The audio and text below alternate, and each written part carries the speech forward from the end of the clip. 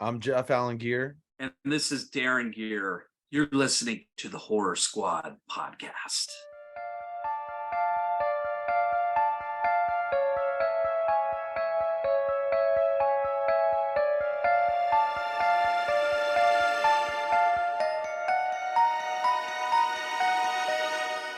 Hello, welcome back to the Horror Squad podcast, episode number 253. Tonight we're talking about Ty West's Pearl, which is currently streaming or out on Blu-ray.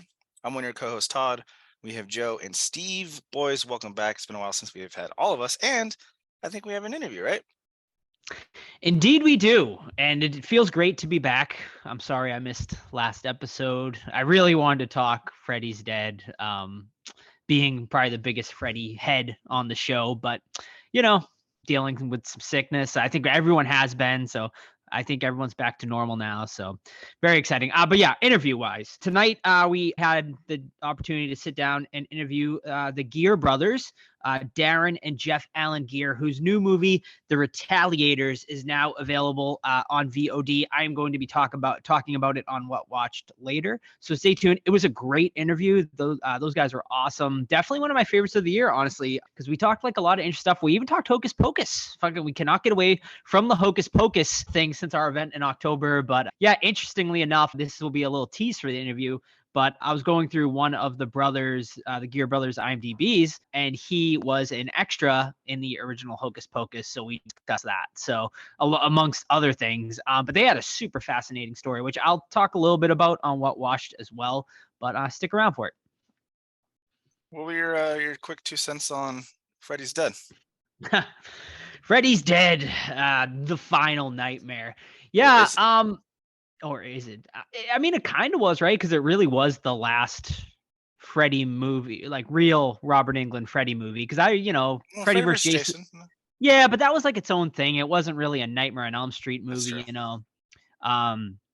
So yeah, I mean, I didn't rewatch it for obviously the episode because I was out, but based on just pure memory, probably one of the worst in the entire franchise. So I did listen to the episode, so I was totally in agreement with both of you guys. I think it's, and honestly, I thought the most interesting thing you guys brought up was, is it the worst franchise movie, like of the main, Halloweens and the Texas Chainsaws and Friday the 13th and stuff. And it's definitely up there. It's definitely up there as one of the worst for sure.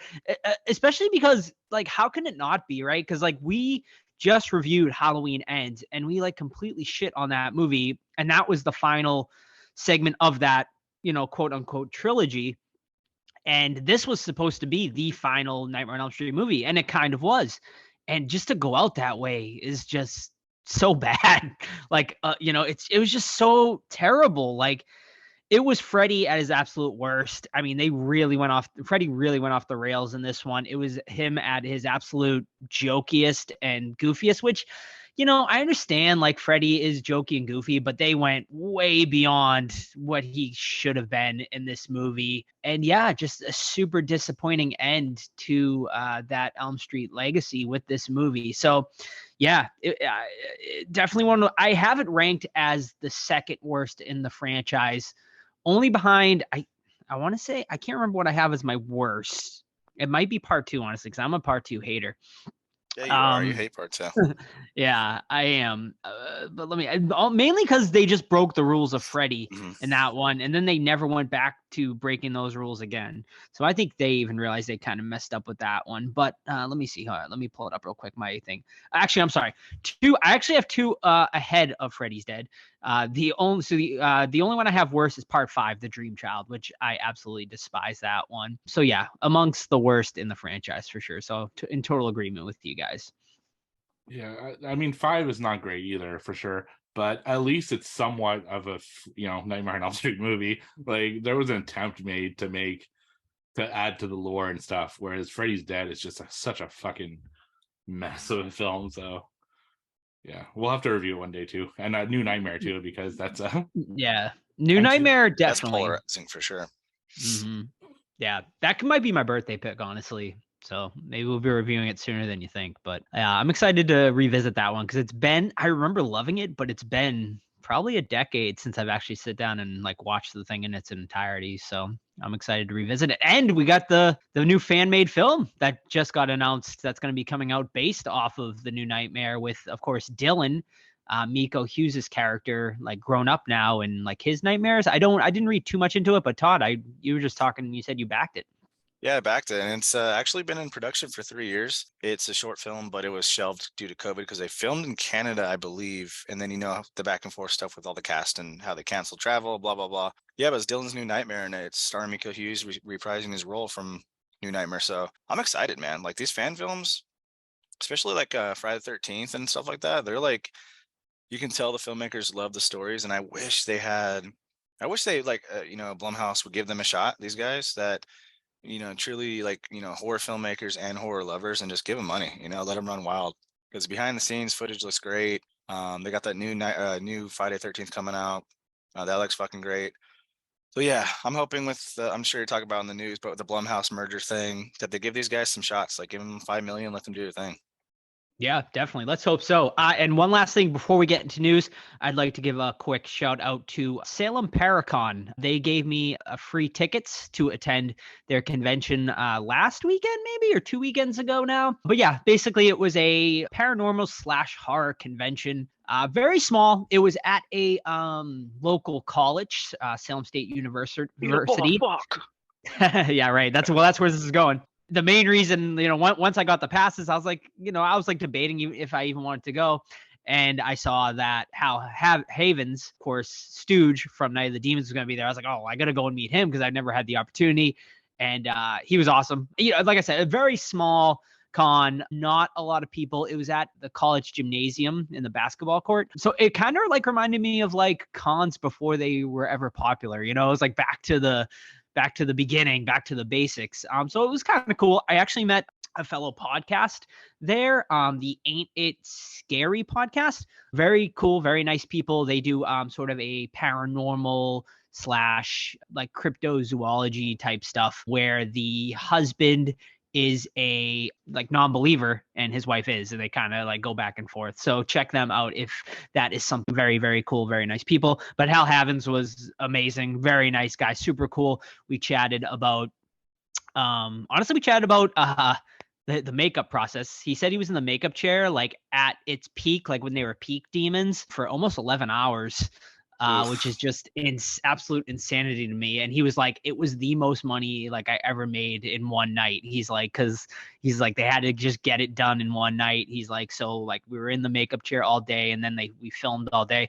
But then I asked him about the house, and that was a real house they filmed in, and he said, that it was pretty creepy already, but obviously they made it extra spooky and spooked it up even more.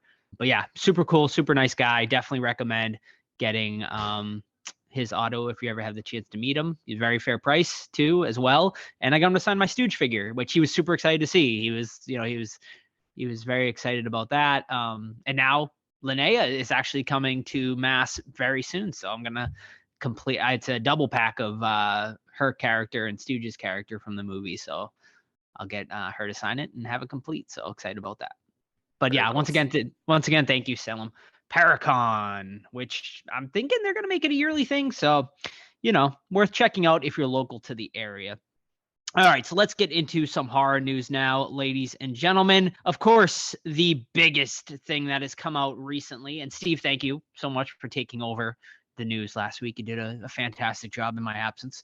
But now I don't think you guys talked about this, but the biggest thing that has come out recently is the potential merger between James Wan and Jason Blum's production companies. They are currently supposedly in very deep talks to do this, merging, of course, Atomic Monster and Blum's Blumhouse Productions, and making basically a absolute horror powerhouse of just complete amazingness. Possibly, we'll see. I don't know, but yeah, I mean, what do you guys think about this? Do you think this will be like, do you think it's a horror monopoly possibly, or is this like good for the horror genre? I think it could be good and bad.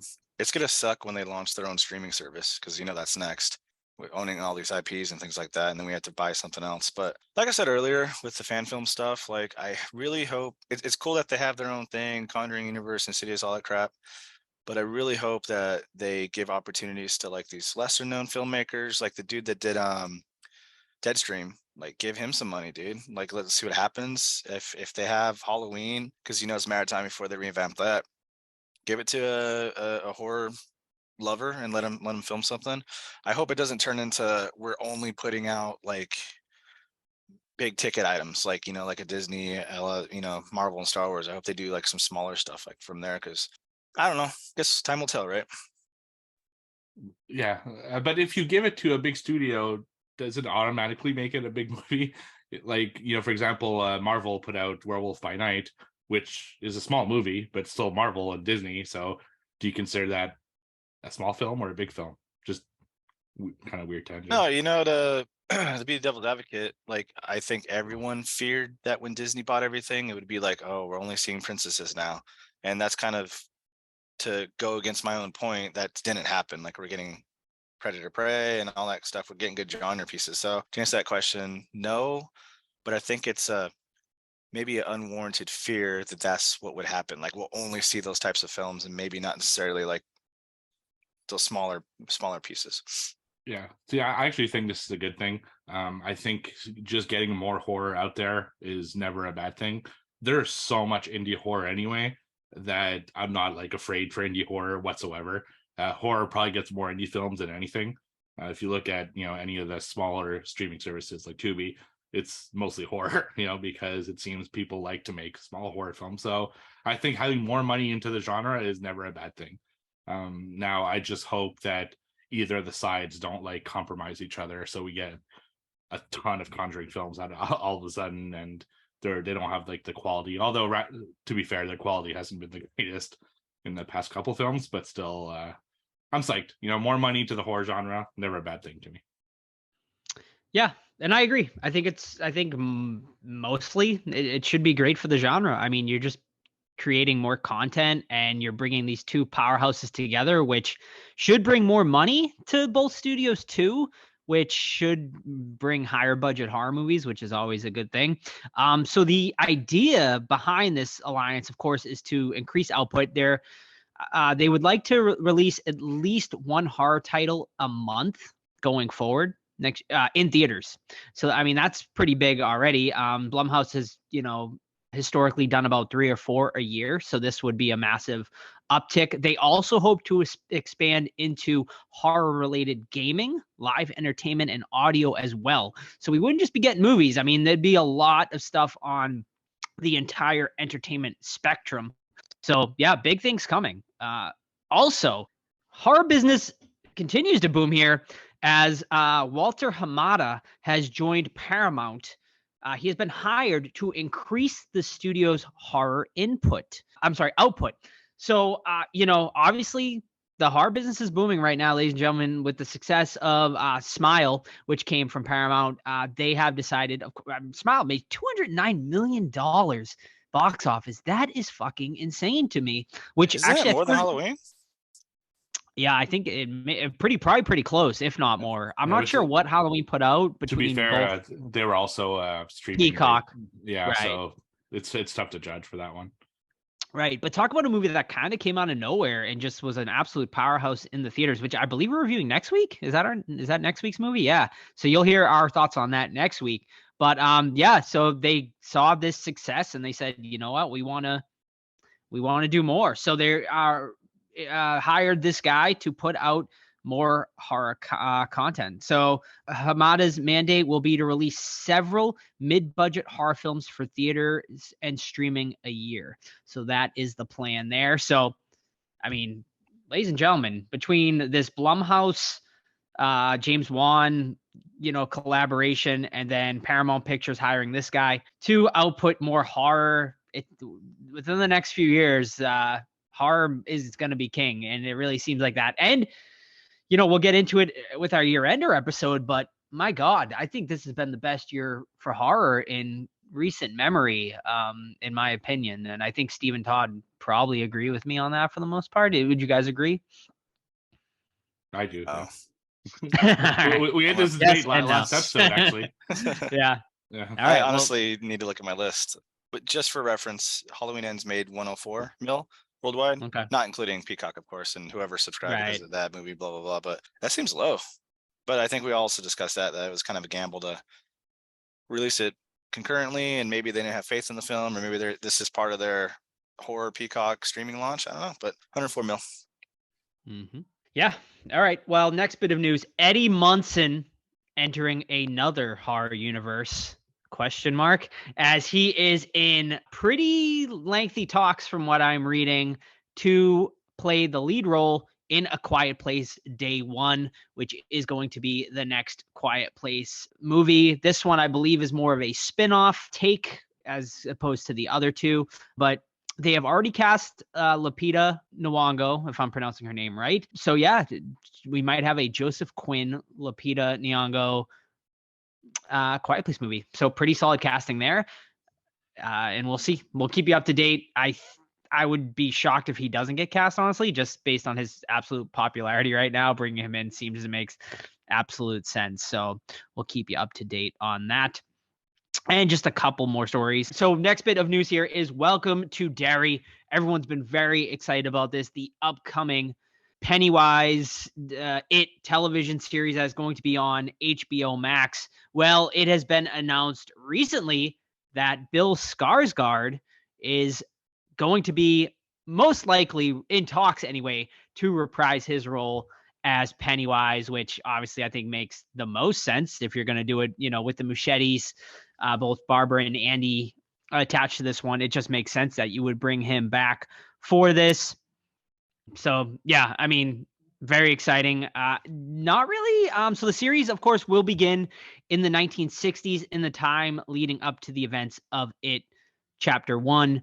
So, basically a sort of a 60s story now, rather than, I would like to go all the way back personally and go back to the very beginning origins of Pennywise, which maybe we'll get some of that in this. Actually, Sam and I watched part 2 recently, and I thought the stuff with Skarsgård without the makeup on, even though very brief, was maybe like the most captivating stuff in that whole movie. So I'm hoping we get some more stuff like that in this Welcome to Derry series, but we will see. Very excited about that. And then the last bit of news for tonight is a little bit of update on the Friday the 13th TV series that is going to be coming to Peacock. The question: can Jason Voorhees appear in the Peacock series?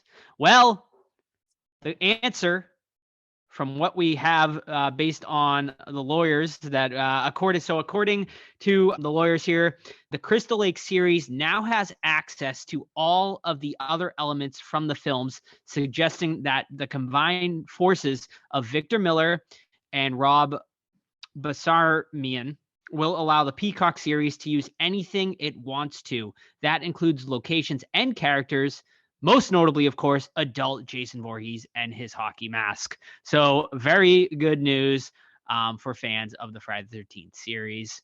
Yeah, I don't know. What do you guys think about this? I mean, A24 is involved in this. Very interesting stuff. Todd, you being the biggest Friday the 13th fan, I really want to hear your thoughts on this. I would love to see adult Jason, but I do not want to see young Jason. He's not going to be like, don't make him a little heartthrob teen. Don't make him a little mentally handicapped kid that gets picked on. Leave it alone, please. For the love of God, don't change I know, Friday 13th doesn't have the biggest continuity or backstory, thing like that, but it's simple. Jason was picked on. He drowned in an accident. Mom came back for revenge. We don't need anything else than that. Don't make a Norman Bates prequel where he's living with mom and mom's hot, things like that. Just leave it as it is. So I'm a little bit worried about that, but otherwise, I'm pumped because we need more Jason. I miss you, Jason. It's about fucking time we get something that's Friday the 13th. It's nice to see all these horror icons making reappearances. So hopefully we can get a good Freddy one as well. I know the fan film, of course, but another actual release of Nightmare on Elm Street. So we're almost there. We almost got all the horror icons back. For better or worse, of course. Halloween ends, but yeah, it's good to see. So this is absolute and complete rumor, but it has been swirling a little bit online, and take it with a complete grain of salt, ladies and gentlemen, because this is just complete speculation. But the rumor that has been swirling online is that Jason Blum is in talks to Like Jason Voorhees do himself. to do a Nightmare on Elm Street series with Kevin Bacon to play Freddy, and apparently it is in talks. Whether this is actually true or not, like I said, there's been some reputable horror people that have come out and kind of talking about it. So, interesting idea. We'll see if it actually happens or not. But I think, you got to bring England back. He can still. I think he still has one more movie in him. And but if you are going to pass the torch, Bacon might, maybe the fan base. Do you think the fan base would accept Kevin Bacon as Freddy? Well, he's a legit actor, right? So at least we know if they're putting Kevin Bacon in that role, they're taking it fucking seriously, because he's probably not cheap either. Now, I think it would be a weird choice for me to replace Freddy like permanently, or if they're passing the torch, because Kevin Bacon isn't exactly 25. So why get someone else who's kind of older, unless it's a one kind of deal thing, I don't know, that just brings up a lot of possibilities. Like, what if there's two Dream Warriors and they're two like dream guys, and they're fighting each other, and someone else comes in? Like, I don't know, it's crazy to think that Kevin Bacon would do it, but I'd be down to watch it. I like him. So Kevin is 64 years old. Years young. So Man, how old's England? England's probably what, 10 years older than that, maybe, if I were to guess. Let me look right now. He is 75, so he's got 10 years, 11 years on him. Mm-hmm. So yeah, to Steve's point, like, why go older?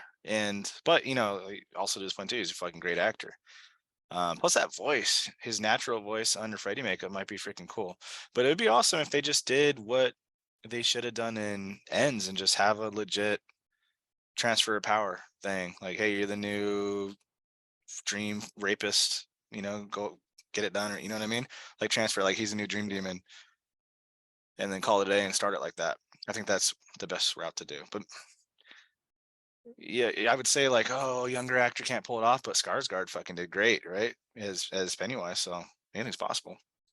No, yeah, absolutely. So we'll keep you up to date on that. Like I said, that one is just pure rumor and speculation. Very interesting. Like, so we'll see. I think it's just a matter of time before we get a new Freddy movie. I think it's 100% going to happen within the next year or two. So, and we'll always keep you up to date here. So make sure you keep listening to our horror news segments. Thank you. All right. Before we go into what watch, just a little quick ad from Deadly Grounds. But before that, just got to give Deadly Grounds a shout out, and also one of our listeners, Jackie, a fellow Canadian, relatively new listener, and she lives really close to the Deadly Grounds shop, and they've been doing a lot of really cool events lately, including Zombie Santa last weekend. So you could go see Zombie Santa and have your picture taken with him and stuff like that. So that's something they do often. So very cool shop, support them. And here is their ad. Everyone thinks because you're a zombie, you don't know good coffee. Well, they're wrong. There's only one brew that gets my seal of approval. Deadly Grounds coffee is my guilty pleasure. The aroma is so intoxicating. It brings all of my neighbors out of the woodwork. Deadly Grounds coffee. Coffee to die for, and zombie approved. It's good to get a little deadly. Use the front door! Oh, they're so disgusting. All right, my first one is Bob Clark directed, of A Christmas Story, Black Christmas fame, and that is 1972's Children Shouldn't Play with Dead Things, which is a zombie movie that I watched many, many years ago, and it's been on my rewatch list for a while. Checked it out again, and this one is about a pompous theater director who has a younger troupe of actors with him, and he's like, if you do what I say, you'll be in my play. If you don't, you're out. And apparently this director's big time, so all the actors put up with his bullshit. So he takes them to a secluded kind of island where they start doing ritualistic things in a cemetery, trying to raise the dead, abuse corpses, things like that. Of course, they succeed and then raise zombies, and the zombies start killing people. This one is really cool if you're into the 70s look, and I think a lot of us are. The zombies look pretty neat too. The only problem with it I can see people having is that the zombie action doesn't happen until about maybe the last 20 minutes or so. The rest of it is them literally fucking around, being dicks to each other, digging up bodies, threatening each other with, you're not gonna be my play, you'll be finished in this town, things like that. But once it gets going, it gets really good. That's 1970 Children Shouldn't Play with Dead Things, and it is streaming on Tubi.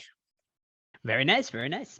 All right, my first one tonight. I'll get right into it for based on tonight's interview coming at the very end of the show with the Geare brothers who wrote this movie.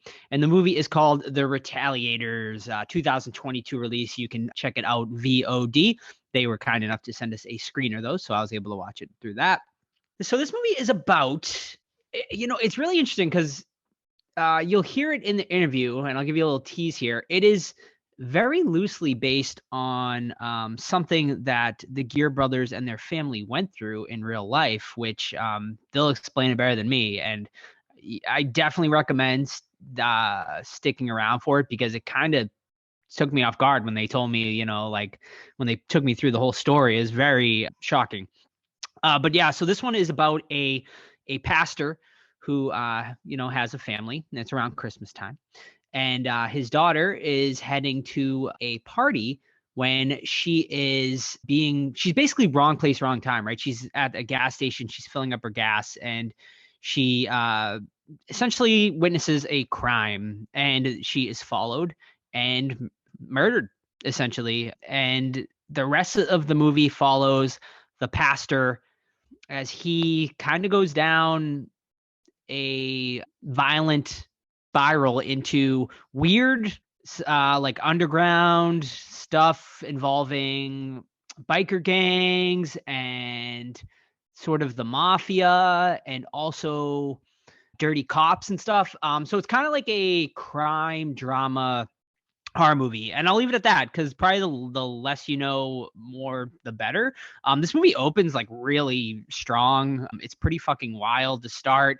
It almost opens like as a zombie movie, and you're like, what the fuck? But it's not a zombie movie, and you find out, what these things are the deeper you get into the movie. Yeah, really, really great premise. Really, really cool stuff. Unfortunately, I think, had there been maybe a bigger budget and whatnot, we probably would have gotten a better movie here. But the execution was definitely lacking a bit in this one. I will say there's very good acting though, especially by the guy who plays the main cop here, Mark Menchaca, who you guys might know from he's done some other, he was in the Outsider TV show, and he was also in some other like really popular TV show, but he was fantastic in it.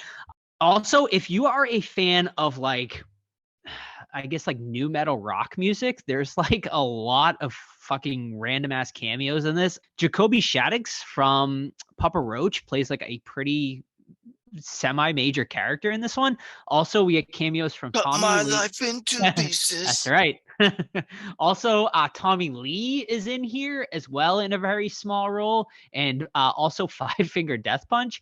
So I mean, if you're into that type of music, which I will fully admit, like not my exact cup of tea, but if you're into that, I think you might. Also, Spencer Charnas from Ice Nine Kills is in this as well. All very small, brief cameos. Besides, I would say Jacoby Shaddix from Papa Roach, he definitely has the biggest role in this one.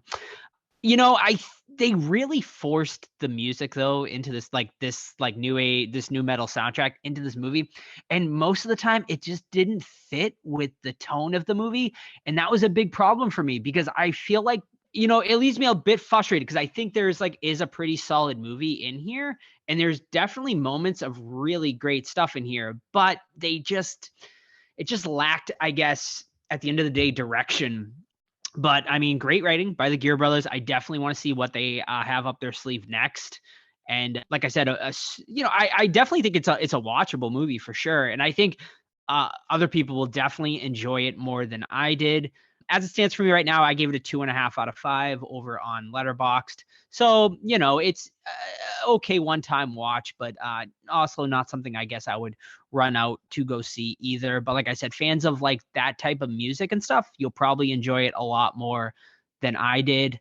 So yeah, I would say, give it a watch for sure. And I mean, like I said, when you hear this stuff from the Geare brothers, you're definitely going to want to check out this movie. It actually made me appreciate it a lot more after interviewing them.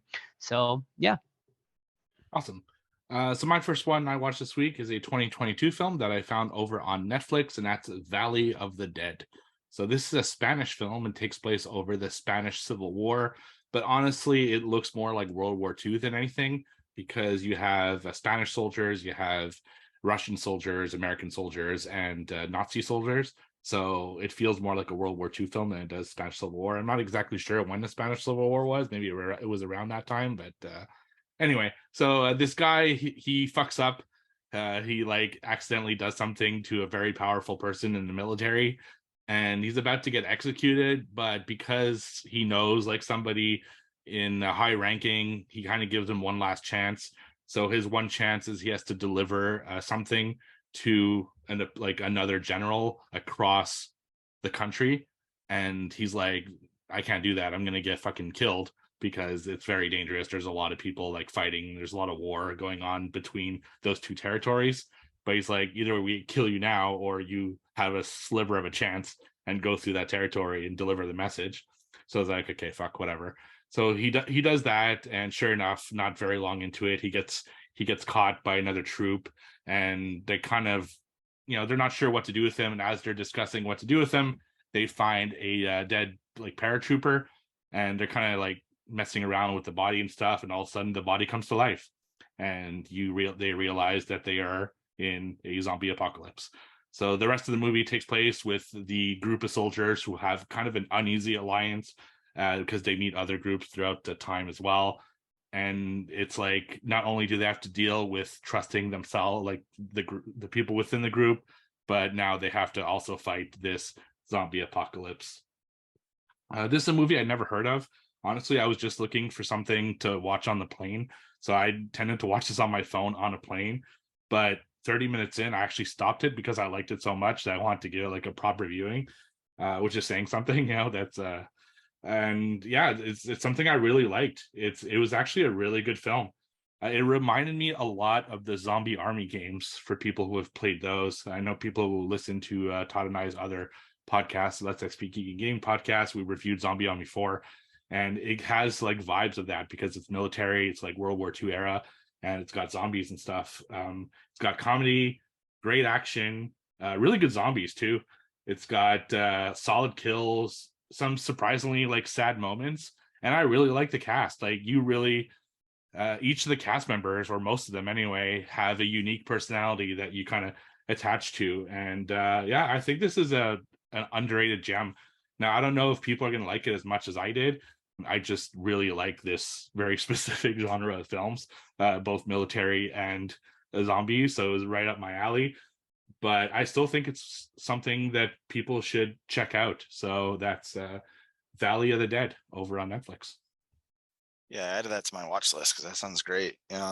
Civil War ended in 39, so I guess right before World War II. Yeah, it makes sense then. Yeah. Have you ever seen Death Watch, Steve? World War One, English and German ghost movie. You definitely like that one. Okay, I'll put it on my list. But my final one is going to be first time watch for me that I'm surprised I've never seen it. It's Body Bags by Carpenter.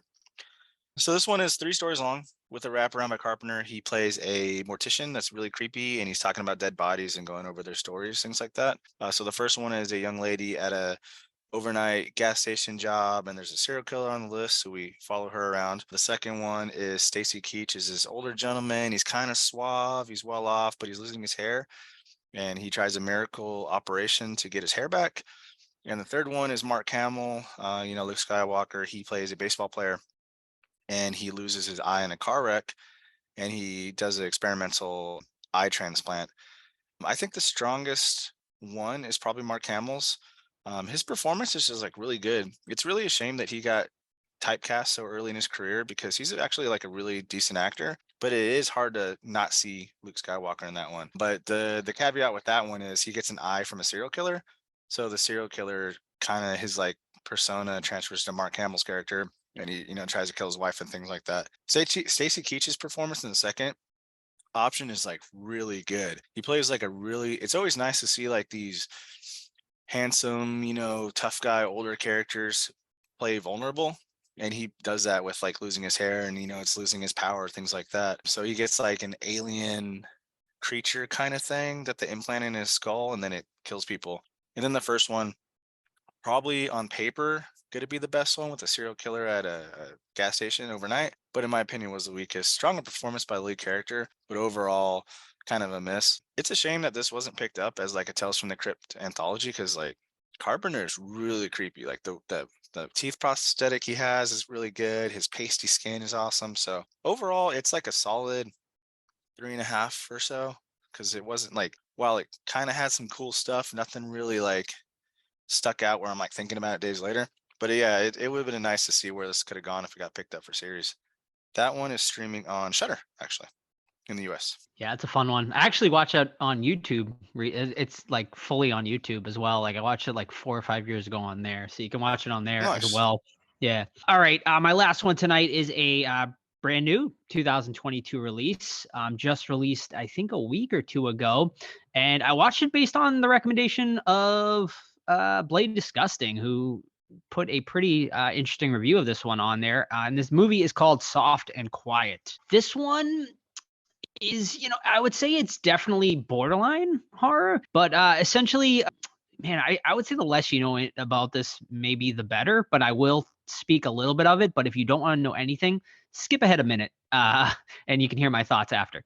But basically, this one is about an elementary school teacher who throws a mixer together with a bunch of other women. And interestingly enough, this movie is shot completely in one take. Or it's supposed to look like it's one take. So the camera never cuts away, nothing. We are following, this story, throughout the whole, in one continuous take, which I love movies like that. Most recently, what's that, 1917, I believe, the war movie that came out, which did it fantastically as well. And I just find that type of filmmaking super unique and interesting. So we're following her to this mixer. She seems just like a really cheery, normal, everyday school teacher. She gets to the mixer. She puts down the pie she's been holding for like the 5 or 10 minutes we've been following her. And when she opens up the pie, there's a swastika carved into the pie, which was kind of like an oh shit moment. And from there, we learn that this mixer is really just a front for basically a Nazi. I think they called it Sisters of the Aryan something or the other. It is essentially women who all are Nazis. And, we end up following them to a liquor store where they end up getting into an altercation with a couple of Mexican ladies. And they end up following the Mexican ladies to the house. And I'll leave it there because from there, some pretty disturbing and crazy shit happens. So this movie is definitely disturbing in parts, mainly due to the, subject matter. Also, some, other disturbing stuff that happens inside the house that, I won't get into because, like I said, the less you know, probably the better.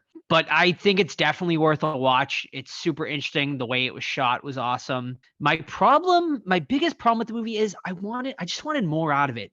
When it ended, I was a bit unsatisfied with the ending. I think it's definitely a good movie and it's definitely worth your time and definitely worth a watch. But there was just something there that holds it back to making it like into a really good movie or a great movie that would, touch my top 10 or anything like that. So ultimately worth a watch, but, not top 10 or anything like that. And like I said, borderline horror, there's horrific moments, but it's not really a horror movie per se. What was that title? Soft and Quiet. Soft and Quiet. One thing I forgot to mention during Valley of the Dead, and this is a big gripe of mine, it has nothing to do with the movie itself because I think the movie's great, but it's a Netflix gripe, and that's for at least the movie Valley of the Dead and the movie I'm going to talk about, they didn't have the option to have the original like voices. It was dubbed only, and I fucking hate dubbed movies. Like it is so bad.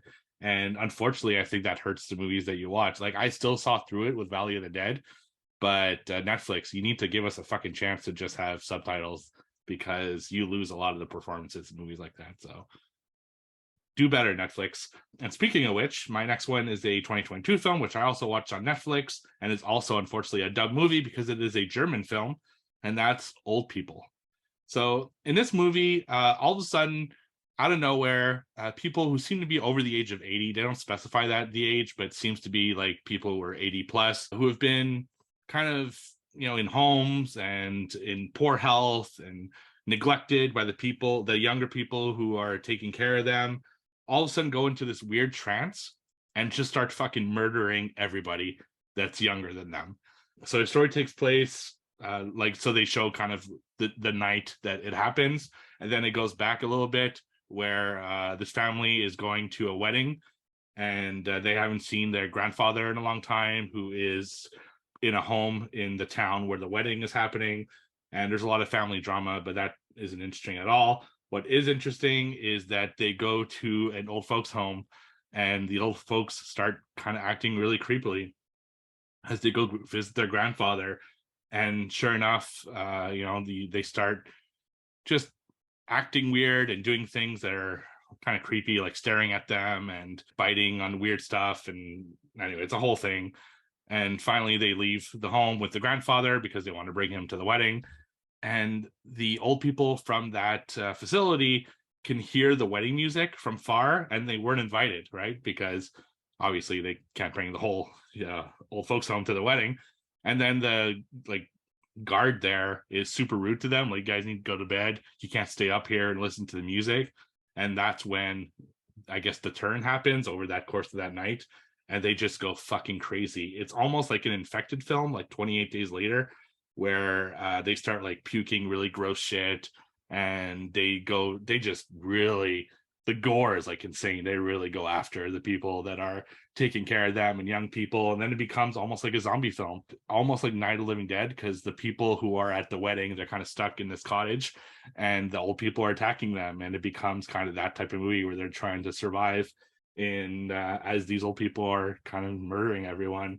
It's a really interesting idea. There are genuinely really scary moments, especially if you're creeped out by, I hate to say this, but creeped out by old people. It's like just creepy old people, old men, old women, just doing really weird stuff. Memorable imagery, like there are certain scenes in the movie that I think are going to stick with me for a while. Unfortunately, I feel that the story and the main characters don't support the good idea of the old people. So when the old people are attacking, it's a great movie. All the drama and the main character shit that is on the side, there's like relationship issues, and a kid like misses their dad because their parents are divorced, all that stuff, super boring, don't like it. But the old people stuff, amazing. So it's like a soft recommend, I think I would say, because it is a unique film. There are some really crazy shit that happens in it, but there's a lot of filler that just isn't interesting. So that's Old People over on Netflix. Sounds cool. It's a great premise. It just sounds like Rabid Grannies, but not. If you guys have seen that one, that's Trauma or whatever. Cool. Trivias? Yeah, let's do it. It's been a while. Trivia. Let's see here. Yes, Joseph will watch Pappy's Graveyard. All right. So for this final quarter here, I'm in the lead with 8. Joe in second place with 5. Steve right behind him with 4. Overall for the year, I'm in the lead with 61. Joe on my butt with 53. Steve in the rear with the Geare at 46. Who will take it? I believe we have bets on this too, like mustache. Yeah, okay. Goodbye, beard. Yeah. Joe has to blonde his tips. Mm-hmm. That's hilarious. I have a porn. Oh yeah, Dewey's. I have to do Dewey's cop stash, but that's not happening. No. And then I'm scared. I don't see yours on here, Steve. It's also the stash. Is it the stash? That's funny. Yeah. That's gonna be hilarious. You have to walk exactly like Dewey walks in part 2 too, just bumbling around like an idiot. Right. All right. Who would like to lead off? I'll go first. All righty. All right. So thank you, Kayla, for she sent me like a fucking pages and pages of questions. So I'm using hers tonight too. Yeah. Every time that I'm not in the mood to like think of something, I use some of hers. So first one, in the film The Fly, Veronica notices physical changes on what part of Seth's body? Fingers. Wrong. Fuck. Nipples. Should have been. His legs. Wrong. So it's actually his back. Oh shit. So he's looking in the mirror, I think, and she sees something in his back. So all right. great fun movie. This Very good. some body horror right there. Mm-hmm. Yeah. All right. In Misery, which direction is a ceramic penguin always facing? North? Incorrect. Is it a north, south, east, west thing? Yes. I just watched it like 2 weeks ago. It was on TV. What are the odds if I have 3 answers to choose from here? Yeah. He is facing east. Incorrect. The correct answer is south. Damn it. Fuck. And of course, that is how she knows Paul Sheldon has gotten out of his Right. room, and that is the reason we get the infamous hobbling scene. It's A fucking pivotal dirty. moment in the film. Yes. Yeah, they actually there was a super crazy edition of Misery that put out by I think Cemetery Dance, and it came with like a penguin, and it was like only 20 of them, and wow. apparently it's Oh, from that's cool. It was from like the original mold or something. It was like That is Nice. neat. Yeah, I would love that. It's a great book, man. All right. In the movie 1408, what hotel are they staying at? Oh, the dolphin. That is correct. Mm. Very nice, my son. Thank you. All Yes. right. Who is the queen alien in the movie The Faculty? The principal. That's her No, name. it's the girl. Yeah, what's her name? Mary Beth, That's right. the Ooh, blonde chick. Joe on Mhm. fire. Big faculty fan. That's one we should probably cover. That's a fun one. Mhm. It's been a while since I've seen it. Yeah, same. I haven't seen it since tape days. I watched it so much growing up. I have very fond memories of it. She was pretty cute too. I think she gets naked at one point too, doesn't she, or something? Okay, like I'm that? in. I'm See her, interested. I think you see her butt or something, maybe at least. Oh, for all the butt guys and girls. That's right. Okay. Get Out won what Oscar? Best screenplay. Yes, that is correct, Todd. I won't even. I'm like, all right, I guess not. For like comedy or yes. something, right? Comedy No, drama. that or was something? Golden Globe. That was a Golden Globe, yeah. Yeah, but so it was It was, best it was screenplay. in that category, but it won Best Original Screenplay at the actual Oscars. Yeah. Yeah, because they have the stupidest way of categorizing things at the Golden Globes. Yeah, so, they're fucking dumb. yeah. Mhm. Alrighty, Wait. let's see here. Go ahead. I was gonna say, speaking of award season, shout out to Mia Goth. She's been nominated for In Spirit, I think, Independent Spirit Award, which For I'm not Best too familiar Smile. with that, but Best Mhm. Actress. So that's awesome. She was the only horror Wow. actress that was nominated. So pretty cool. Best original dance number. Next stop, the Golden Globes, baby, Oh, and then the shit. Oscars. Okay, you heard it here. I don't know. Like she's got competition. Art to Clown is in contention. So That's right. Alrighty, so before it, 2017, what was the highest grossing horror movie remake of all time before it came out? Ooh, good question. that's a very good question. Oh Jesus. I would say, I'm gonna say no, I'll say Dawn of the Dead. Okay, Dawn of the Dead. That's not it. Incorrect. No. Okay, because you said yeah, Dawn of the Dead. Yep, Dawn of the Dead. Solid movie. Not it. I would have guessed that too. I don't know. might be killed in I'm the gonna process. go really in left field here and say House of Wax. Can I have a second really? guess? Not House of Wax for sure. Yeah. Yes, second guess. My second guess would be Nightmare on Elm Street. That's incorrect. And I'm Steve, gonna go. take a second. No, this is actually. I think it might be post 2017. This movie was fucking huge. Oh, Like cultural icon, huge. I'll go The Thing. Why not? Nope, thing's incorrect. And this movie is The Ring. Oh. Yep. Ring. 249 Okay. million. So I wasn't even Makes sense. thinking like different languages. Yeah, I know, well, right? Yeah. Yeah, remake, same thing. All right. Pierce Brosnan starred in this 1992 horror film. What is it? Mrs. Doubtfire. Yeah, that's correct. It was a drive-by fruiting. Did you not taste it? I fucking love Miss Doubtfire. Oh, so me much. too. I love it so much. Yeah, it's so good. The horror trailer cut. Oh, You seen that on yeah, YouTube? God, so it's so good. Yeah. Dude, they keep teasing the rated R cut of him. They do. Oh, really? Fucking love. Yeah, because they made him like, all right, do the shots that we're gonna put in the movie, and then he had a rated R take for everything. I'm That's like, come awesome. on. I don't think his family will allow it. Oh, that's stupid. They have a But- thing where they don't want him to release anything post Really? Yeah. Oh, really?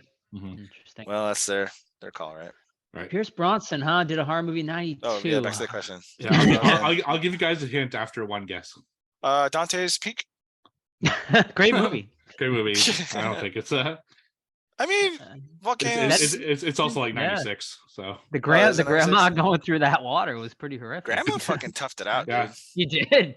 She Grandma's a did. beast. She's And a then he badass, breaks his yeah. arm or something on that He pavement. does, I'm like, oh yeah. shit.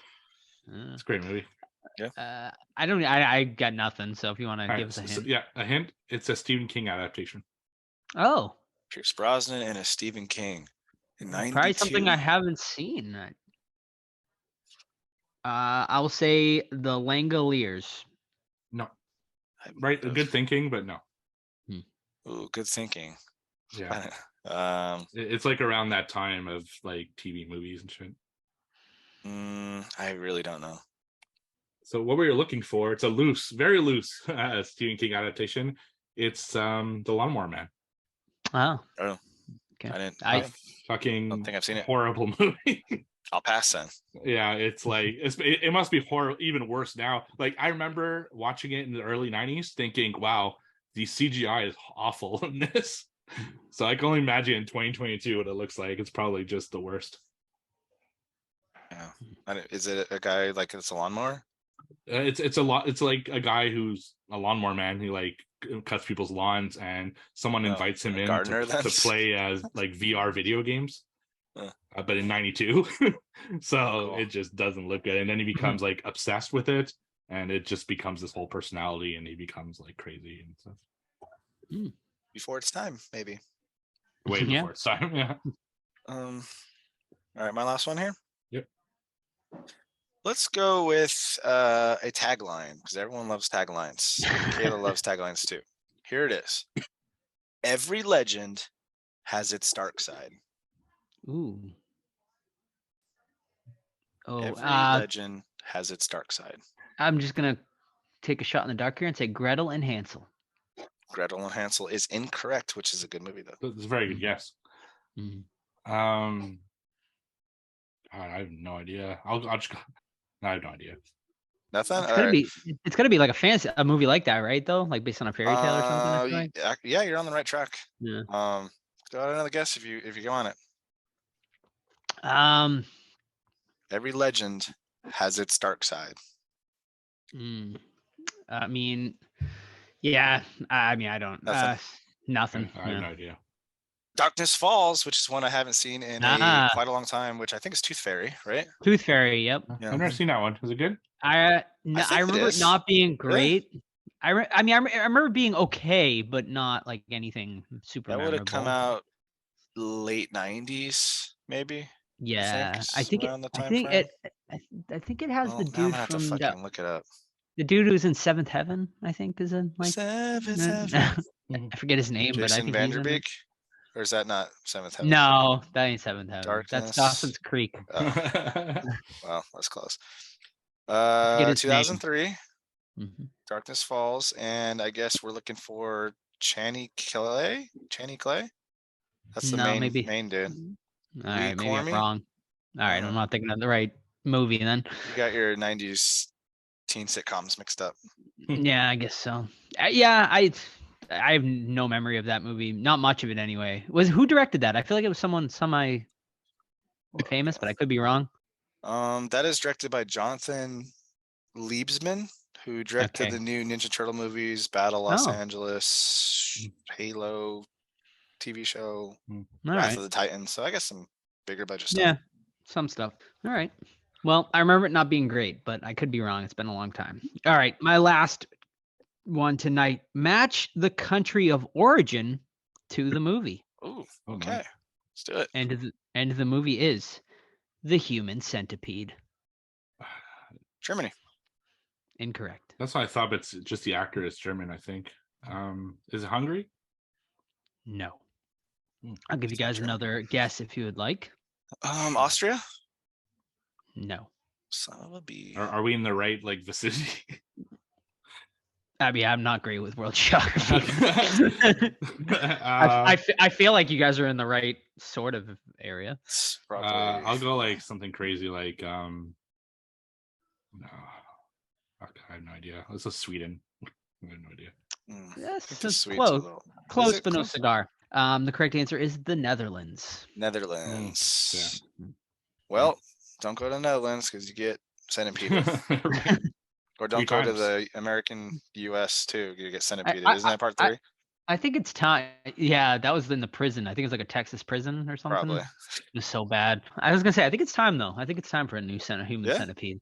Yeah, I think I'm ready for it again. Let's remake it. Fucking remake the damn thing. Fuck it.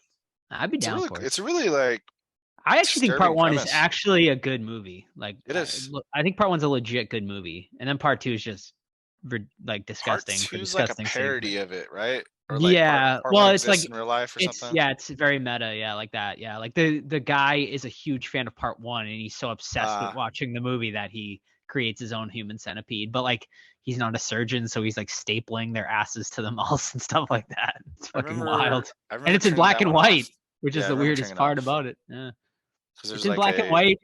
But then they made a version where like the shit and puke like was in color. Gotta have it. Yep. Jeez. Is that it? Mm-hmm. All right. So scores for tonight: Joe 2, myself 1, which brings us to myself 9, Joe 7, Steve 4.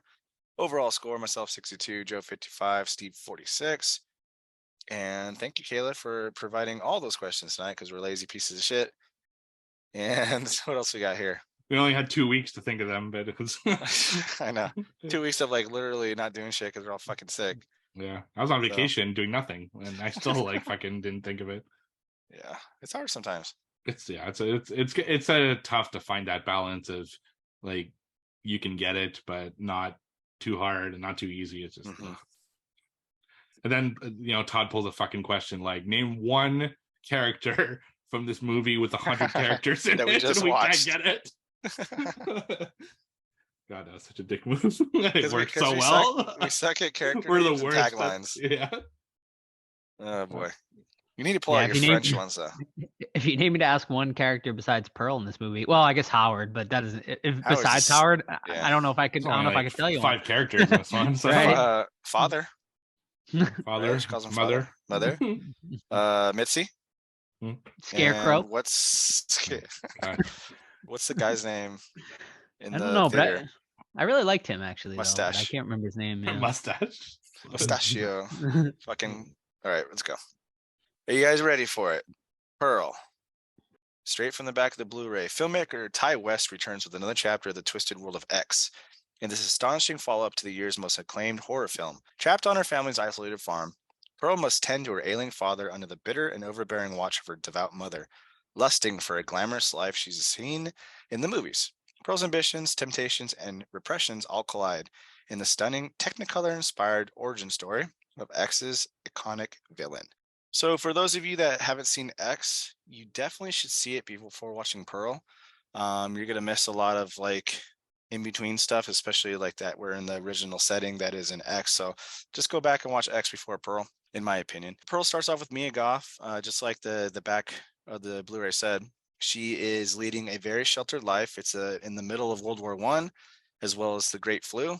So not only is she having to wait for her husband, Howard, who's off fighting in France, she also has to deal with her mother, who doesn't want to get anyone sick, which kind of coincides with our COVID world for the last 3 years, right?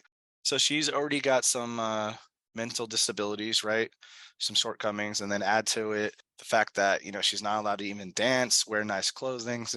She's under the strict thumb of her mother, like, hey, you go to the fucking store, you get this, you come back, don't touch anybody, things like that. Also, her father is in a wheelchair and he can barely even make noises or look. So she has to take care of him, wash him, feed him, things like that. So she's under the watchful eye of her mother, has to deal with her father while she's fighting these feelings of wanting to release her sexuality, misses her husband, wants to be a movie star, dancer, things like that. So we follow her around as she's struggling with these feelings of hopelessness and being lost in a world that she doesn't fit into. And I'll leave it at that. We follow her on the farm and she's doing her mundane things, and it mixes with her daydreaming about being a starlet and having to deal with mom and dad and the hot guy at the movie theater and things like that. For me, this was a major miss, and I'll talk about it more a little bit later. Having loved X, I thought we were going in the same direction as that one. So I can see how some people could be a little bit turned off. And I'll leave it at that for now and let you guys give your 2 cents. Alrighty. Yeah, so loved X. So I was very excited to see where they were going to go with Pearl. And I can definitely see why people are going to be turned off with this movie, because this is like a completely different movie than X. This is very A24, compared to X. Obviously this studio did both movies, but X was very different. And we talked about that in our review. It was definitely did not feel like an A24 movie. This movie goes back to that A24 sort of formula. This movie is basically a complete character study on the Pearl on that Pearl character. And for me, I really enjoyed this one. I thought it was equally good as X. And that is all because of Mia Goth. I mean, she just gives an absolutely fantastic performance in this. She commands the screen. She is basically in pretty much every single scene. I mean, she may well be in every single scene. I can't think of a scene really she's not in. And yeah, I mean, honestly, just a fantastic, probably my favorite performance of the year so far. Honestly, a double, maybe even a triple. Our lead character in X, and then there's the Pearl, old lady Pearl in X, and then this, and as the title character in this one. So just a great year for Mia Goth. But yeah, I mean, I really dug the hell out of this one, and yeah, I'll leave it at that for now. I was also a big fan of X, almost for sure going to be in my top 10 of the year at this point. Just a really good film. I watched it 3 times and enjoyed it all 3 times. So I was really excited about this one too. But I think I'm in the middle between you two. I didn't hate it, but I didn't love it either. I'm kind of like, I liked it.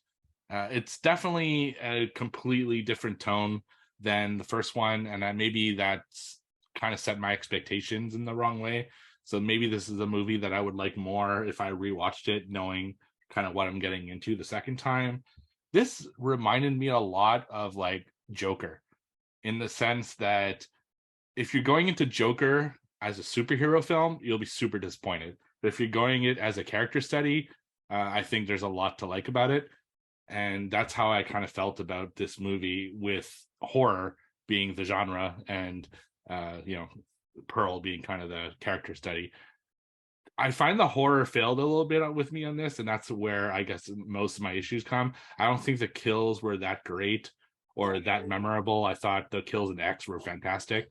So yeah, it's just I guess I came out disappointed, but I still thought it was a great film. I agree with you, Joe. I think this is the best performance this year so far. And there's not a whole lot of year left, so I don't know who's going to unseat her. But Mia Goth is fucking fantastic as Pearl in this movie, and I can't wait to talk about certain scenes that some I loved, some not so much. But I think this one comes up to expectations. So depending on what mindset you go into, might change your perspective on the movie.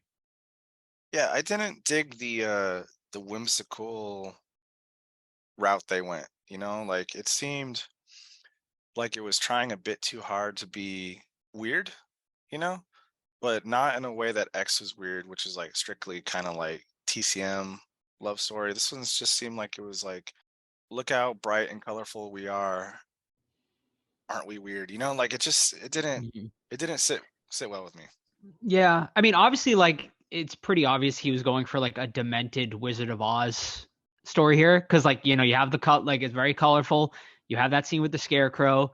At one point when she's riding the bike, it's very similar to the Wicked Witch before she goes into the Fantastical World, wearing like that top hat and stuff like that. So I feel like he definitely was going for that sort of thing. And for me, it worked. I really loved the cinematography in this. I thought it was cool, and it fits the time period, right? It's like 1917 is where we are at.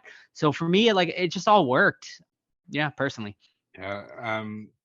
It's just, I think one of the big things that makes the difference, but besides the things I talked about with the 2 films, is I thought the secondary characters in X were really good. I really enjoyed the secondary characters in X. They all offered something that made the film way more interesting.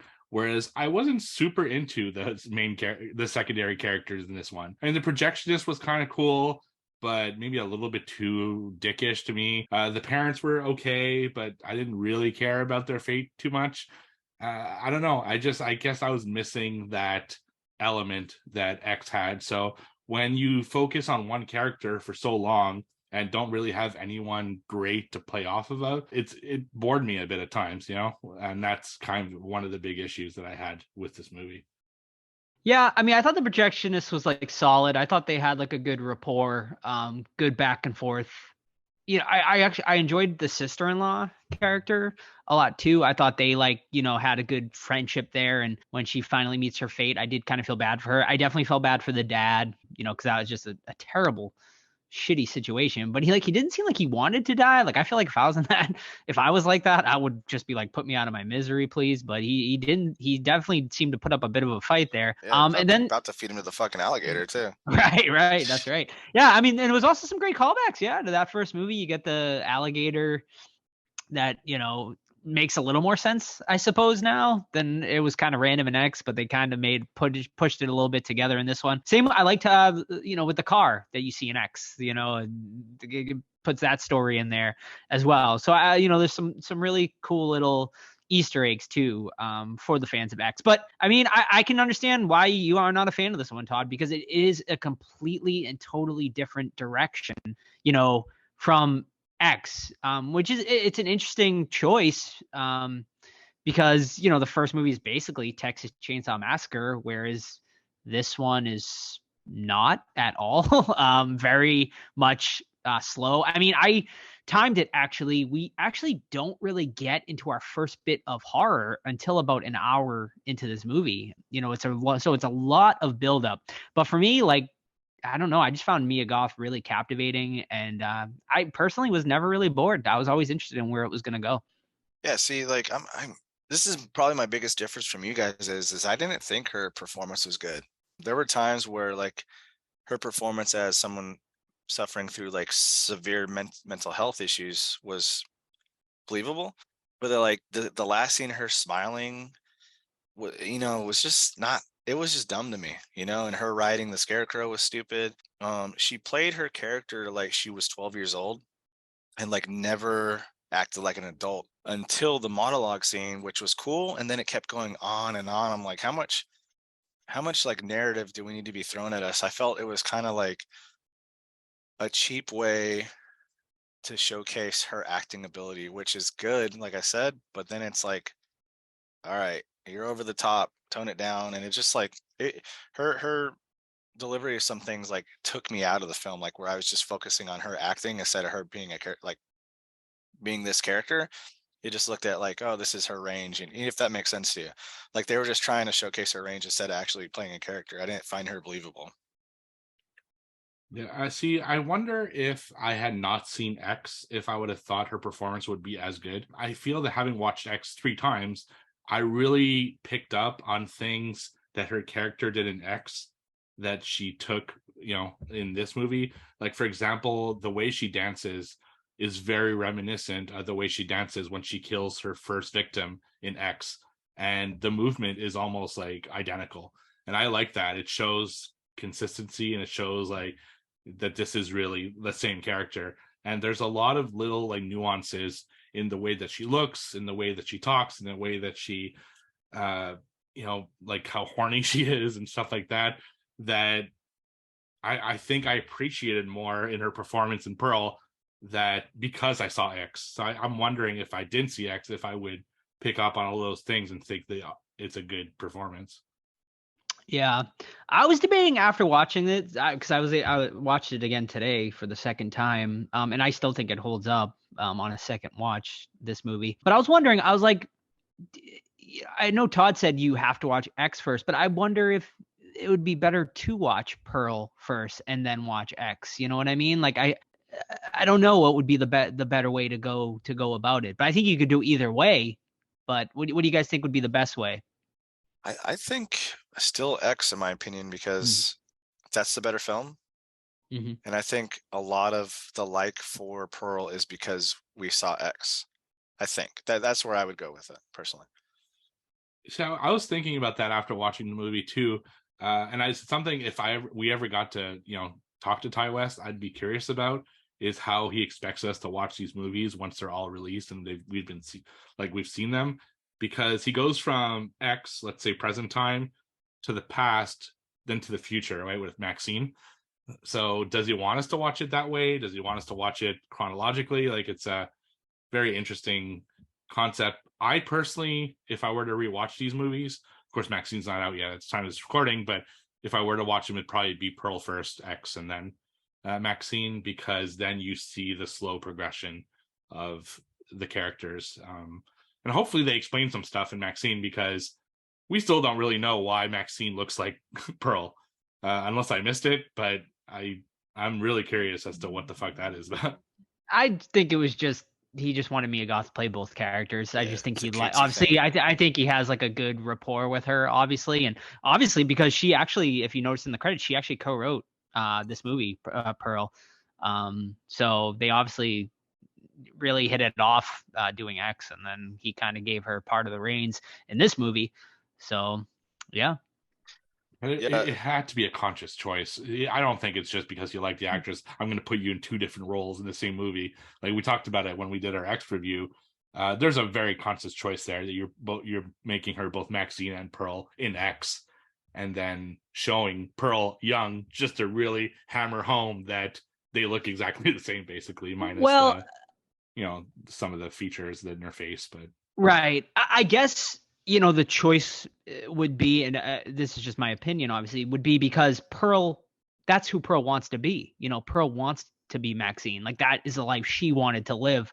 So perhaps that is why he chose, like, kind of the same actresses for those dueling roles, just because, it's kind of a opposite thing, but, wanted to, Pearl wanted to be that woman, and she never became her, unfortunately.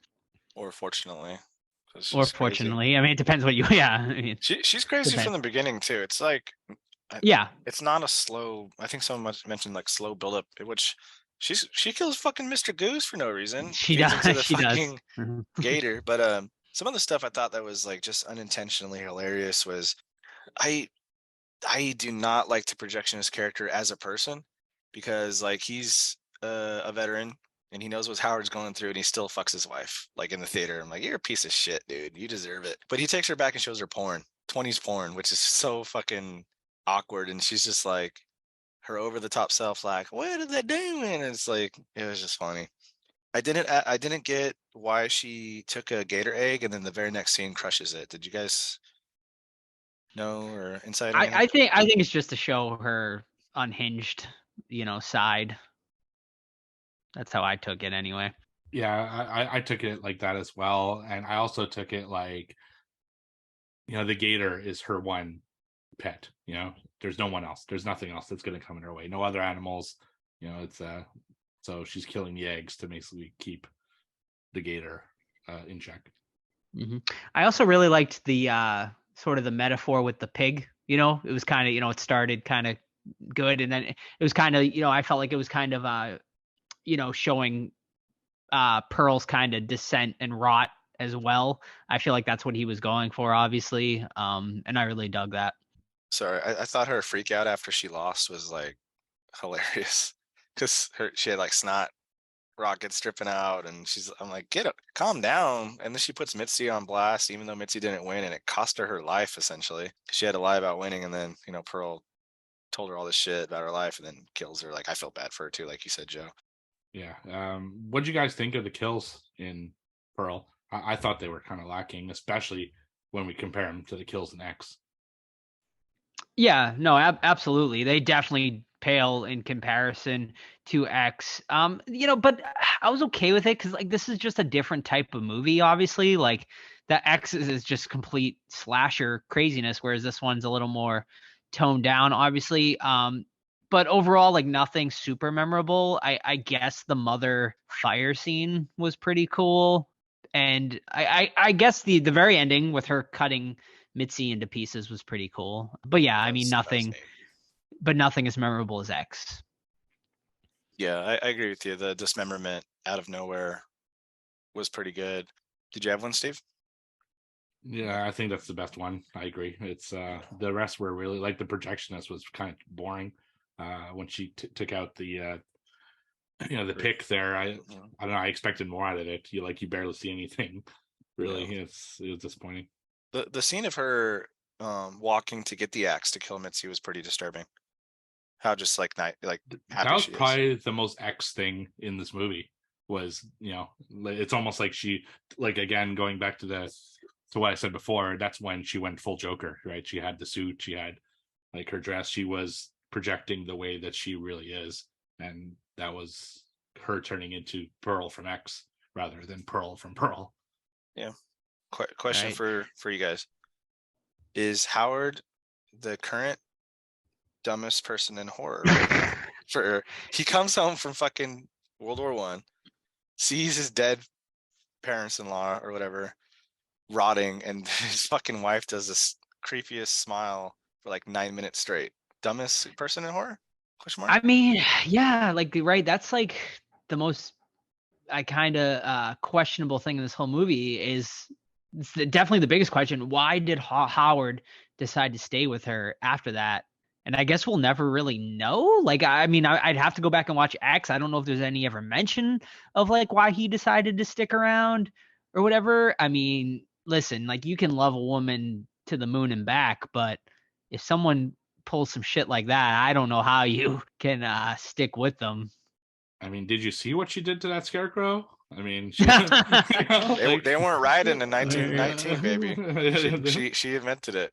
That's right. So maybe come on, Howard, get the fuck out, man. Yeah, it was crazy. Yeah, that's Scarecrow, man.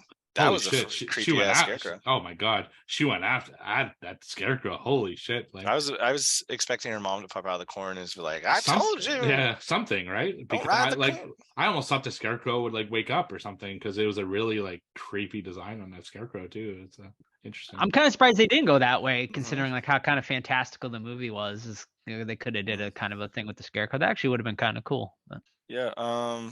Favorite 1920s movie in the movie theater that she was watching? Are we going? Man, it sucks for them watching those fucking movies and being thrilled. But a big bummer. Mm-hmm. What was the name of the movie? That's a trivia question for you. I couldn't remember it. But... Silhouette. Okay. Yep.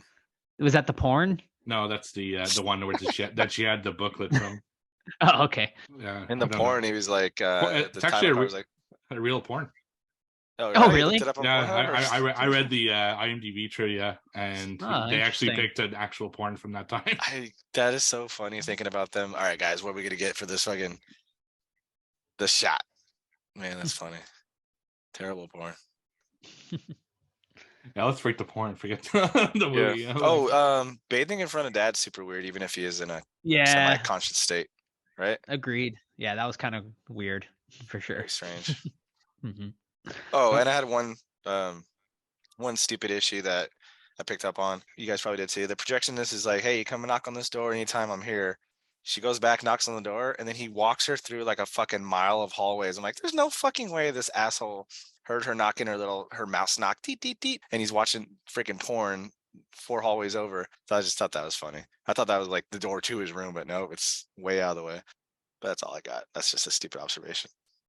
Yeah, what do you guys think of the dad character? Like, was that really needed in the end? I like the father character, I guess. I mean, obviously, like it was just to show a sign of the times, like Spanish flu. I believe it was Spanish flu he had, because I saw it in the newspaper, and it was just, I think it was just to show kind of a sign of the times of how bad the disease was back then and stuff like that. So, and I think it also added to her feeling more stuck, I guess, and wanting to get the hell out. So yeah, I was fine with it. I think it did allow her to show some humanity too. Like that was the thing that was holding her back from running away, and as well as when she's gonna mercy kill him, and then when she left him there overnight next to like with mom's corpse downstairs, she was really like upset that she left him. But then she like introduces him to projectionist like 2 seconds later. And yeah, it's interesting because like we're following like this character, but like she really doesn't have many redeeming qualities whatsoever, and like you're never really rooting for her, but like. So it is an interesting story because like obviously we watch other movies where you're kind of rooting for the villain, but I never found myself like rooting for Pearl in this movie. I was just like, wow, she's just fucking crazy. Yeah, I agree with that. Yeah, there's no point where you're like really rooting for Pearl, so it's there's no one really to root for. Like the mom, the dad, the projectionist, like none of them are really. Mitzi's nice. Yeah, But she's not a main character though, so no. Mhm. But yeah, she was cool. I actually thought that'd be like her mortal enemy. I don't know why I had a feeling that would be kind of her the character she really hated, and I was actually happy to see that they had a good relationship, because it didn't seem like Pearl could have a good relationship with anyone. So I thought that was an interesting choice and one I actually liked. Yeah, that normally would be the rich blonde would be the hated main character, and she was actually legit. Especially she's like a farm girl, and she's like cleaning cow shit basically when she shows up the first time. And no, they had a great relationship, so I thought that was actually a good choice and probably more realistic. So are we to assume that mom and dad were fed to the gators? Like Howard and Pearl kind of were like, all right, I guess let's get rid of these bodies and we're just going to continue living on this farm. I just, that is the toughest thing to, I guess, accept. But I guess you would accept that Howard is kind of fucking crazy too, I suppose. And we kind of get that in Pearl, so. Or Pearl. Hey, she learned tricks from that 20s porno, so. Gee whiz. All right, rated or good to go. I'll start off since I'm gonna be the lowest one. I'm sitting at a 5 out of 10 on this one. There were, in my opinion, glimpses of really good acting by Goth, but overall I thought it was played a little bit too hand and fist or tongue in cheek, whatever you want to call it. And yeah, I love X. It doesn't take anything away from that movie. This one was just a little bit unneeded in my opinion, but looking forward to Maxine. Yeah, and I'm probably going to be the highest of the group on this one. I really dug it. Like I said, I think it's equal to X, and I'm going to have to rewatch X now to see which one is going to go higher than the other, because honestly, both movies are going to make my top 10. Yeah, so I'm going to give this one an 8 out of 10. And I'm right in the middle. Well, not right in the middle, but in the middle of you guys, and that's a 7 out of 10. I liked it. I thought it was a good film. I just don't think it was a great film. I was more disappointed, I think, than anything. I really came into this thinking, okay, great, I'm going to have something else to put in my top 10, and it's not really anywhere near it. So still something worth watching. Not mad I watched it, but still a 7 out of 10. I don't know how you guys watched it, but apparently they had a Maxine teaser in at least the theatrical release in some territories. Where I watched it on VOD did not. So I'm curious if you guys saw the Maxine teaser. I didn't stick around post credits, so it's quite possible, but I don't know. On the Blu-ray post credits, there's nothing, so I don't think so. Okay, I don't know. They didn't film it this time, so I don't know what the teaser would have been. Could have been just a title card, as far as it's got to be on YouTube, right, or something. You know what? I never saw the Pearl one, so no. Even I looked at it on YouTube and I could not find the teaser because it wasn't here in Canada in theaters when I watched it, and I stayed to the end of the credits to make sure. So who knows? Maybe it's not. Do we know a release date for that? Is that like I don't think they filmed it. So no, I don't think they have either. Okay. What is that? What does IMDb say? Let's see. It just says currently filming. Okay. So there you go. that's so all. Probably late 2023. Yeah, I would guess so. I do have to add though that it is very fun and to see so much character and so much from this universe in such a short amount of time. So I do respect that. That's really cool. Absolutely. Like something definitely awakened Ty West.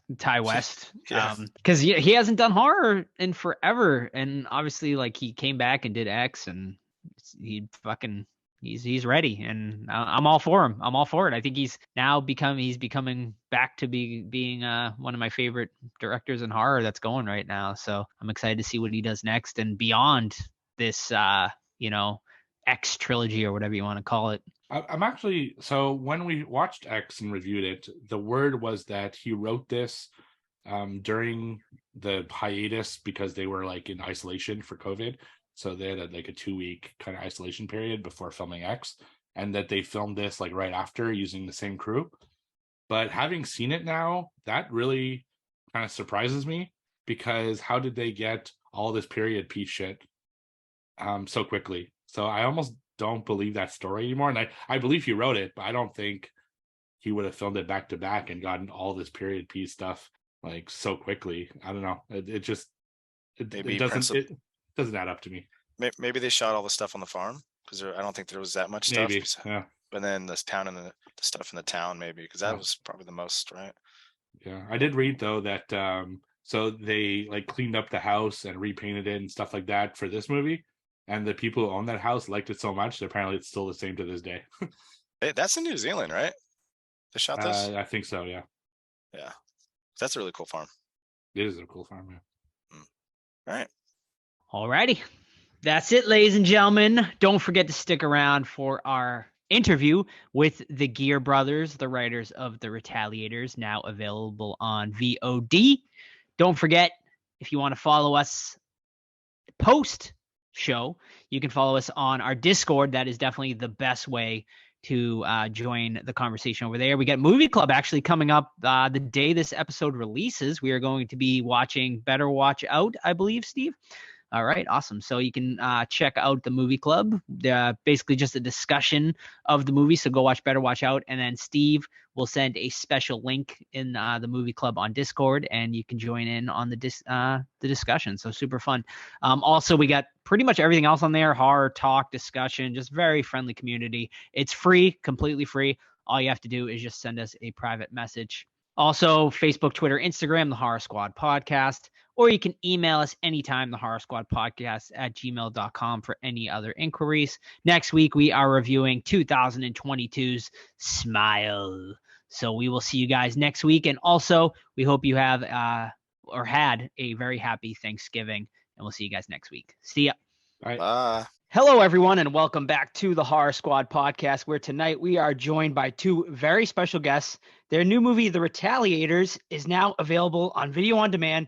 Please welcome the writers of the film, brothers Darren and Jeff Allen Geare. Guys, thanks so much for joining me tonight. How you doing? Doing great, man.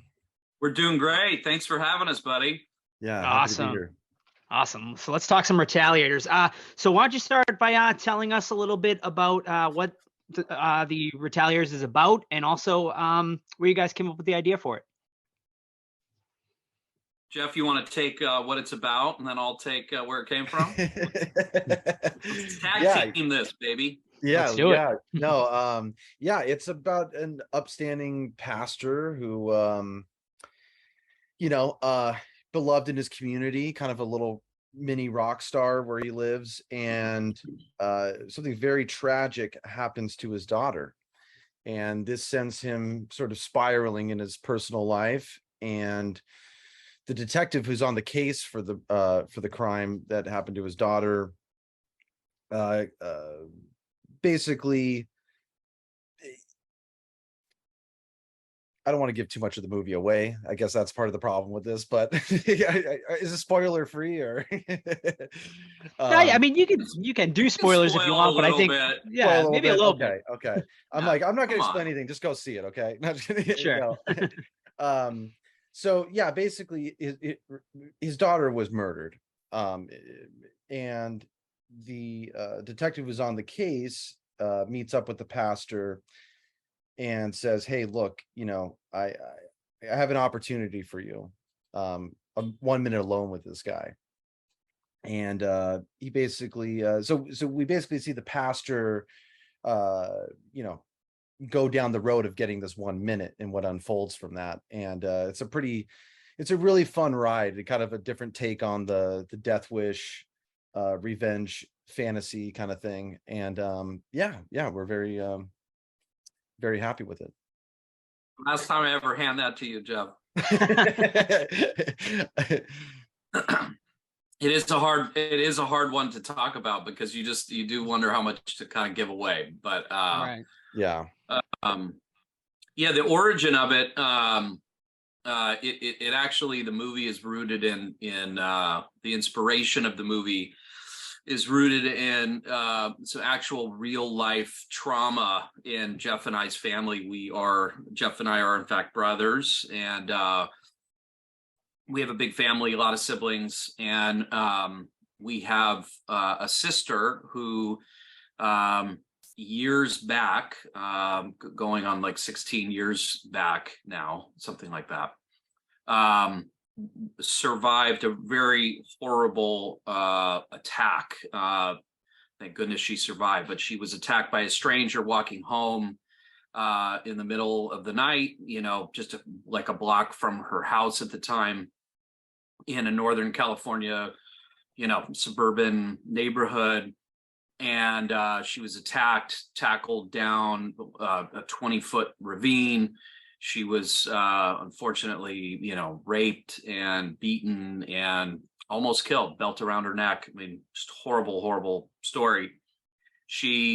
The good part, obviously, is that she did fight for her life, and she outsmarted and survived the situation, almost an impossible situation, but she did survive. And for years and years and years, this perpetrator was not caught. 12 years later, through the advancements of DNA advancements, he was caught, and he was caught attempting to kill somebody else, and he was acting as a taxi driver in the exact same area of the attack some 12 years later. And thankfully he was brought to justice. A trial took place, which went on for some years, like 4 years, and then he was basically put away pretty much for life. He'll come up for parole when he's a really old man, and hopefully we'll keep him there. But it was along the time of the trial when, for obvious reasons, sort of the family kind of having to now relive all of these things, and trials are tough. They're tough. Even though this guy was being brought to justice, it's not easy to now be on the stand and have to relive all these things. And so it was one night when I was talking to my dad, and I sort of just had this thought of, what if there was this underground service provided for family members of crime victims, and they were offered 1 minute alone. I just sort of had this quick idea. I jotted it down, and for whatever reason, the title, The Retaliators, just kind of came right there. And then sometime later, Jeff found that log line and said, hey, let's, I love this. Let's take a look at this.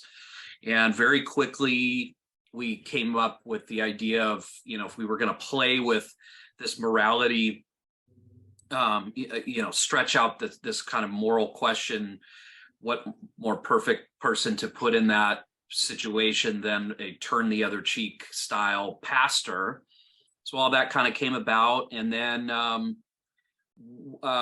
we didn't know if we were going to go all the way with making this into a movie. It just sort of kind of started writing itself. And then right around that time, our sister actually approached us and said, hey, I really want to get my story out. And she started to do some press. She ended up having, even though she had years of very difficult PTSD to get through, she came out of the other side living a very successful, happy, healthy life. She's now one of the few female fire captains in the entire United States. She's just an awesome, kick-ass person. And she really wanted to get her story out for people who had to struggle through PTSD. And there's so many temptations to go down paths that are not ultimately the best. And she just really wanted to be kind of, a positive story out there in the world. And so she was asking, do we know any people in the documentary space? We looked into it, couldn't find anybody. We didn't really know anybody in the documentary space. And then one day I said, hey, I know this might sound kind of crazy. We have this script idea. It's not your story exactly, but it's inspired by it. And how do what do you think about that? And she gave us she said, do it. I don't care how I get my story out. If you're able to get this movie written and made, and you can, get my name out there, get my story out there, that's all I care about. So go for it. And, just, have fun with it, do your thing. I don't care. And so it really sort of enabled us to go, okay, and really go for it.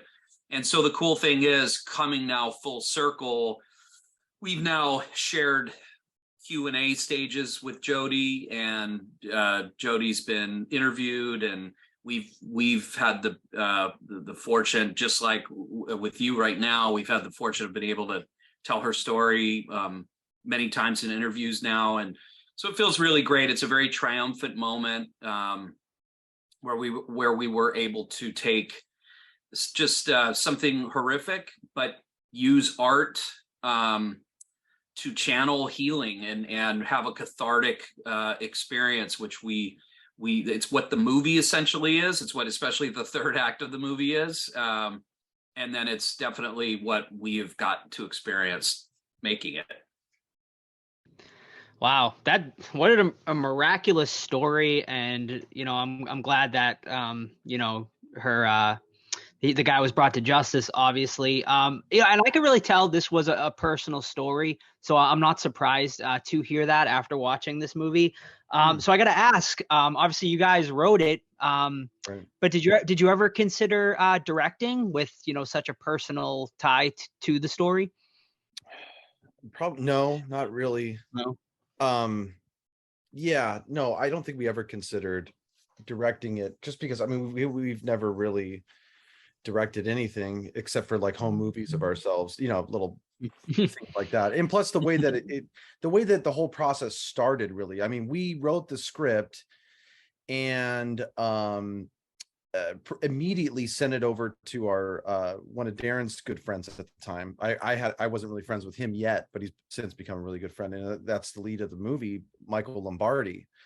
And Darren immediately sent it to him and was like, hey, check this out, see if you like it, whatever. There was no real pretension of him really doing anything with it, but within 3 days he was on a plane here going, guys, this movie, I'm gonna get this movie made for you guys. I don't know how. He had a little plan right at that point, but it was just like, I'm gonna get this made, and I'm gonna be Bishop. And me and Darren were like, hell yeah, you know what I mean? So and what was crazy, and I think in those early days, we would have loved to have directed it. Oh yeah. Yeah. And it was, the movie was like this big when we started, and then and very much thanks to Michael and how much work he did into getting it made, it just got bigger and bigger and bigger, kind of in front of our eyes. And so, it was never really, I guess the answer was, we never really, we really never imagined it would get made. Right. Let That's alone, kind of what I was, we didn't sort of write it and go, okay, we're going to direct this. Now let's go get the money. It was very much like, okay, we wrote our first script. Let's see what kind of nibbles we can get when we put it out there. See what it does. And it was very, it was really fortuitous. Yeah. And thanks to Michael and Better Noise, they were so respectful of us as writers and of the script that we had meaningful consultation the whole time. We were involved. We were on set.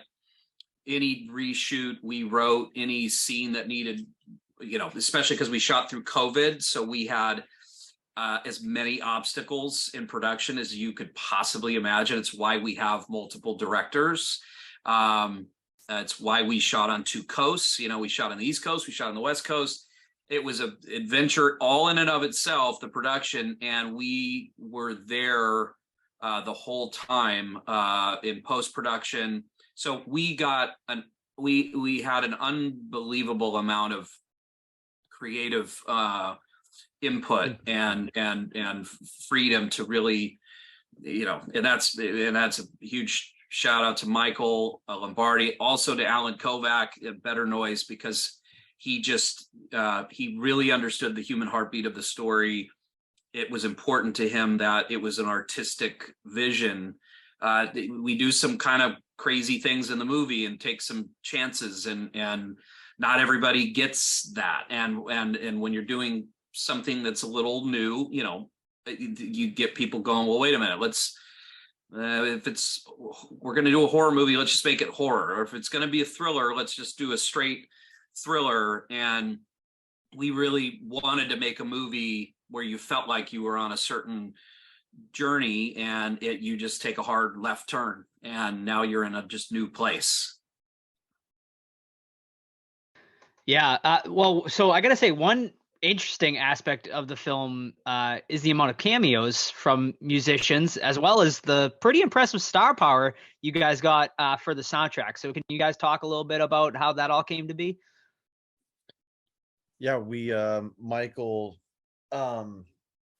basically Michael got in touch with Alan Kovac. He had worked with him already on Snow Babies, and which was a prior film directed by Bridget Smith, and also Michael started, he was one of the lead actors in that, and he knew that Alan wanted to really get into making movies and wanted to, include his bands in it in some way, soundtrack or whatever. And very early on, the feedback we were getting back from the script from nearly everybody was, this is like metal as fuck, this script. I mean, that was literally like a quote from somebody we had sent it to in at another company, just kind of trying to pique their interest too. And so we knew it lent itself to that. And when it got to Alan's table, he was like, yeah, this is metal as fuck. And guess what we have here? Lots of metal bands, and we can incorporate them. And it was really weird because, yeah, it did feel like it was part of the DNA of the film, but we never dreamed that we'd get something like that. We were, our head was like, okay, we'll never get like actual like needle drops or anything like that. We'll never afford that. Let's just focus on trying to get good composers for the score. So it felt like a real treat. It was like, wow, Alan not only wants to help get this movie made, but he wants to, incorporate all of the, the band, the fantastic bands that his company manages. So yeah, that's kind of how it more or less came together in a nutshell. Yeah. If you if you had told me, well, if you told 12-year-old me, it would have been one insane thing to do. But even just if you told me a few years ago that Motley Crue would be playing, our theme song, and Nikki Sixx would write our theme song. I mean, there isn't enough. I mean, there's not enough you could do to convince me that would actually happen. Yeah. Especially because, we're just such fans of that era of 80s 90s films where the soundtrack was a big part of the release of the film, like it was whether The Crow or Lost Boys or Dream Warriors. I mean, just there's so many great examples, and that era's kind of gone. You don't really see that anymore, where the soundtrack is really integrated. And so that alone was just beyond exciting. And then the cameos piece was, boy, they just all brought it. The idea was, is there roles in the film for any of the bands? And we really carefully curated it. And Michael was a huge piece of that, and met with every band member. We got on the phone with the talent. We talked to them. Michael's he's just such a he knows acting upside down. You look at his performance in this movie, you'll see that. And so he was incredibly helpful. And the band members, guys and girls, they just brought it. They just did such a good job, and we were so happy to see. And some of the roles just fit perfectly, and there was no, Tommy. We had a strip club DJ. It's like, okay, well, come on, Tommy Lee. It's going to be the easiest cameo in the world to imagine. And then Five Finger Death Punch looked like a motorcycle gang. I mean, that's what they look like. And we didn't really have to do too much with the wardrobe. That was their look, and they just looked it like immediately. But we really put the time in to curate all that. And, but like Jacoby Shaddix, when he got that part, and when you see the movie, it's it's a small part in lines, but it's a very crucial part of the movie, and it's arguably Well, there's some dark characters in this movie for sure. One of the darkest, if not the darkest, most evil of all of the evil in the movie. And he just completely nailed it and did such a good job. And it's what I'm so proud of is we knew going in, we said a lot of people are going to think this is a vanity project. And that's okay, because I don't ever mind being underestimated. And I feel very proud knowing if you go into the movie open mind, and if you didn't know who any of those musicians were, I think they would just blend in like it was the cast of any film. Yeah, and if I could add too, what was crazy was, so we really got our cake. We got to have our cake and eat it too, because not only did we get the metal aspect of the movie sort of, brought onto the soundtrack, and then also the performances that were incredible from the people from the bands, but we also got the Stranger Things composers to do the original score for the film, which, that was really where I think we struck, gold, so to speak, creative gold, was getting to have both of those things. It wasn't just a metal driven soundtrack, but also we got this, those guys, the Stranger Things composers, they're just unreal. So yeah. That was one of the craziest moments, was when I'll never forget Michael Lombardi. We were on the phone. He said, "Who is your dream composer for the film? Like your absolute dream?" And I said, "Well, Tiny Tim. Besides Tiny Tim,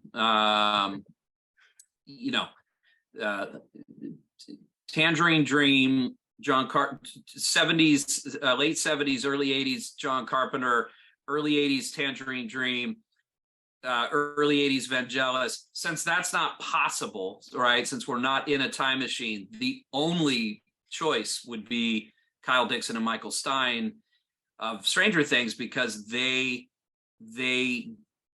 have tapped into that, but then they do their own thing, and they really do that. I feel like in the film, it's a very it's a subtle score. It's not a score where you feel like, oh, I'm just hearing a straight up imitation of 1988 just synth, just an overbearing synth score, which I love overbearing synth scores. And that's, we write to that, and it's very, I'm a huge geek for a lot of instrumental and 70s, 80s scores and those artists.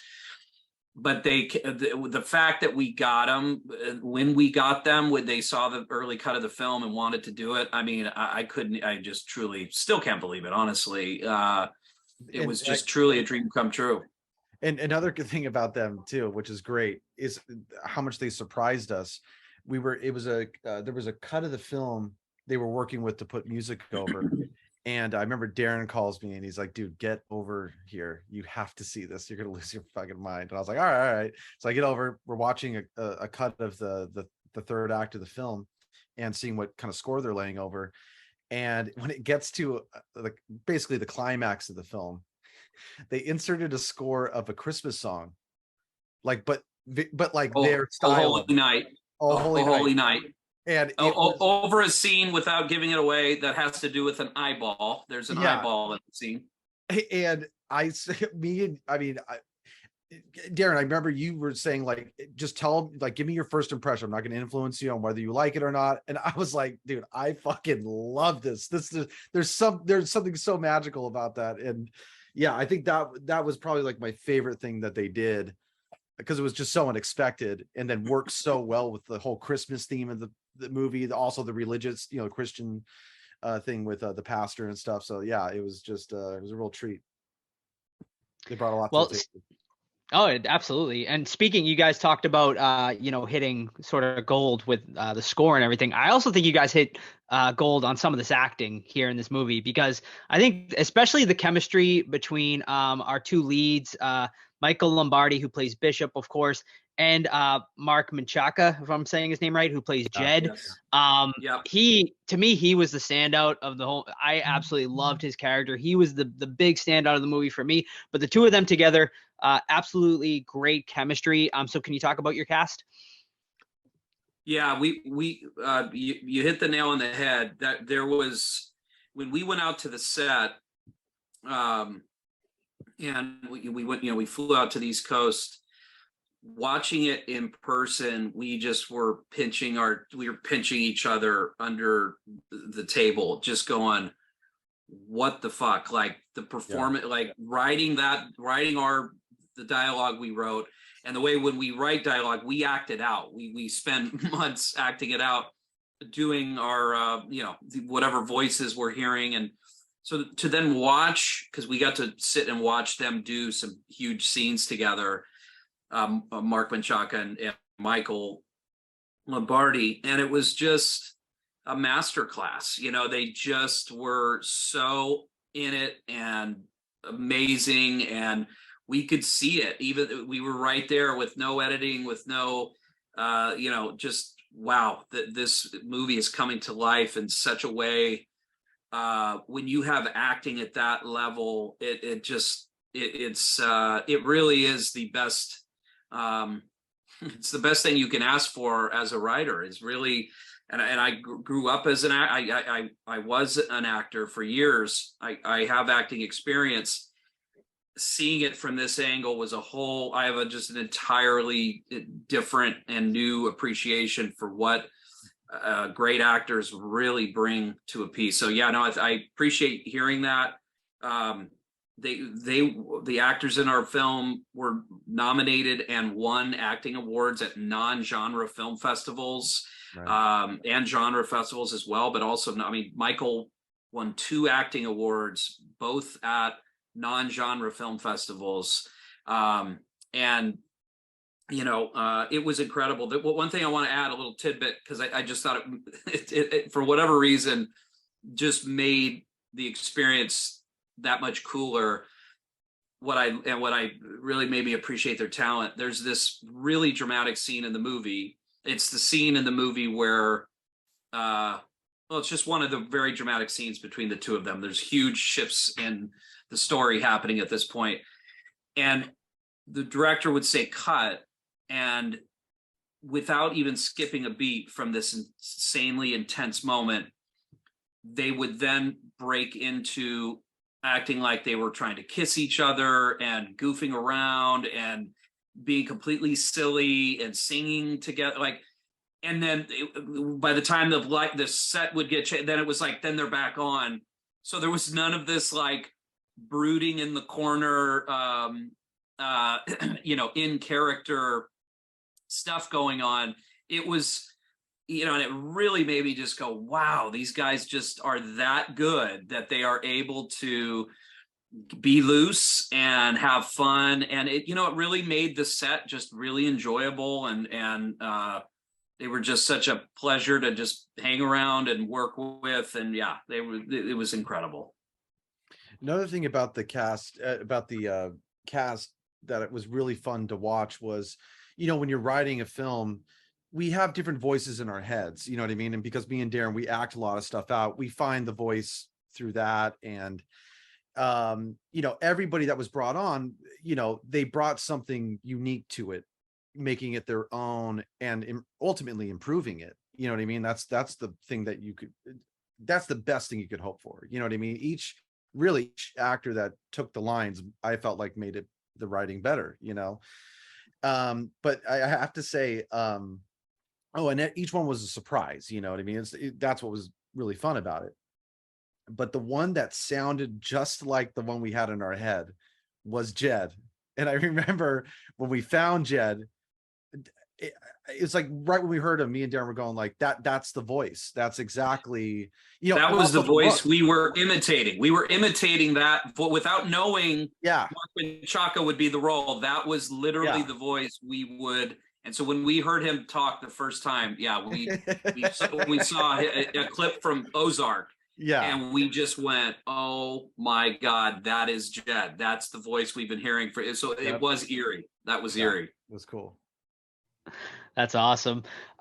So also, there's let's talk a little bit about the gore. I mean, there's some pretty solid gore in this movie. Gorehounds will not be disappointed. This movie takes a turn I think a lot of people aren't going to see coming. And when you get there, it's definitely a holy shit moment. And I guess my question here is there anything you guys had written that was maybe a little too depraved that didn't make it on the screen? Is there? You know what? I absolutely love you for asking. This is you're the first person one. we've Yeah. first one. We've should talked about volunteer the this gore a information. lot. Yeah, we volunteer that answer. Yeah. We get asked about the gore a lot. We always love talking about it. We're huge gore fans. You are asking what is so funny because yes, we laugh about it all the time. We're like, I can't believe people think this third act is this batshit because it's about half as depraved And I got as what we. Darren, The one that Jeff always reminds me, we always laugh about it. There was a moment where there's without giving stuff away, there are. Let's say the villain. There's a couple of people. Yeah. I'll just say it like this: there's a couple of people that get killed. They're victims in the beginning and towards the end of the film. And there was in the script. We see the bad guy ended up confiscating the motorcycle that ends up gets broken out and then it gets taken over. And that's just in the script. That didn't make it to the film. In the script. And then when we see him, the heads of the two people are mounted on the handlebars of the motorcycle as he rolls up. And when we wrote that, we're like, oh, this is fucking badass. This is just fun.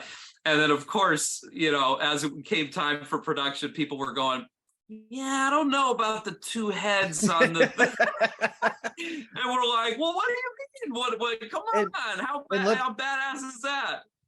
Let's not. And we also had, there was one other really cool piece that we never got to use, which was it was basically. I wouldn't give it away. Are you going to give away the weapon? I was going to give away the weapon. I wouldn't do that because I want to bring it out for two. I want to bring it out for two.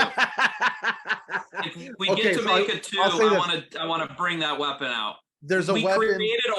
We created a weapon. We went to a friend and built a prototype of the weapon because we were so excited about it. The weapon did not make it into the movie. Yeah, sadly. But we'll try to get it in two. Yeah. Well, I just heard you say two. So is there plans for a part two? Have you guys already started writing? We have two completely outlined and ready to go. So if we end up, I hope we do it too. I hope we do. We've got to get the people got to continue to go out. We're doing really well on VOD right now. We got to keep doing well. I think if we stay on this path, then we're headed to it too. That's what we hope for. But we're definitely. It's not written, but we pretty much have the whole movie totally outlined at this point. Yeah. Excellent. Well, we definitely want to see that for sure. What else? I mean, what else do you guys have going on for the future? Do you have more? I mean, do you want to see like a franchise out of this where you got multiple movies, or do you want to move on to something else? What do you guys have? What are you guys thinking? Yeah, I would say. I mean, go ahead, Jeff. Oh yeah, no, I mean, look, I mean, if the audiences want it, we will bring it. You know what I mean? The franchise, turning this into a franchise. But you take that one day by day. And but obviously, if we had the opportunity, we have no qualms about revisiting that world, and because the truth is, we had a lot of ideas for it.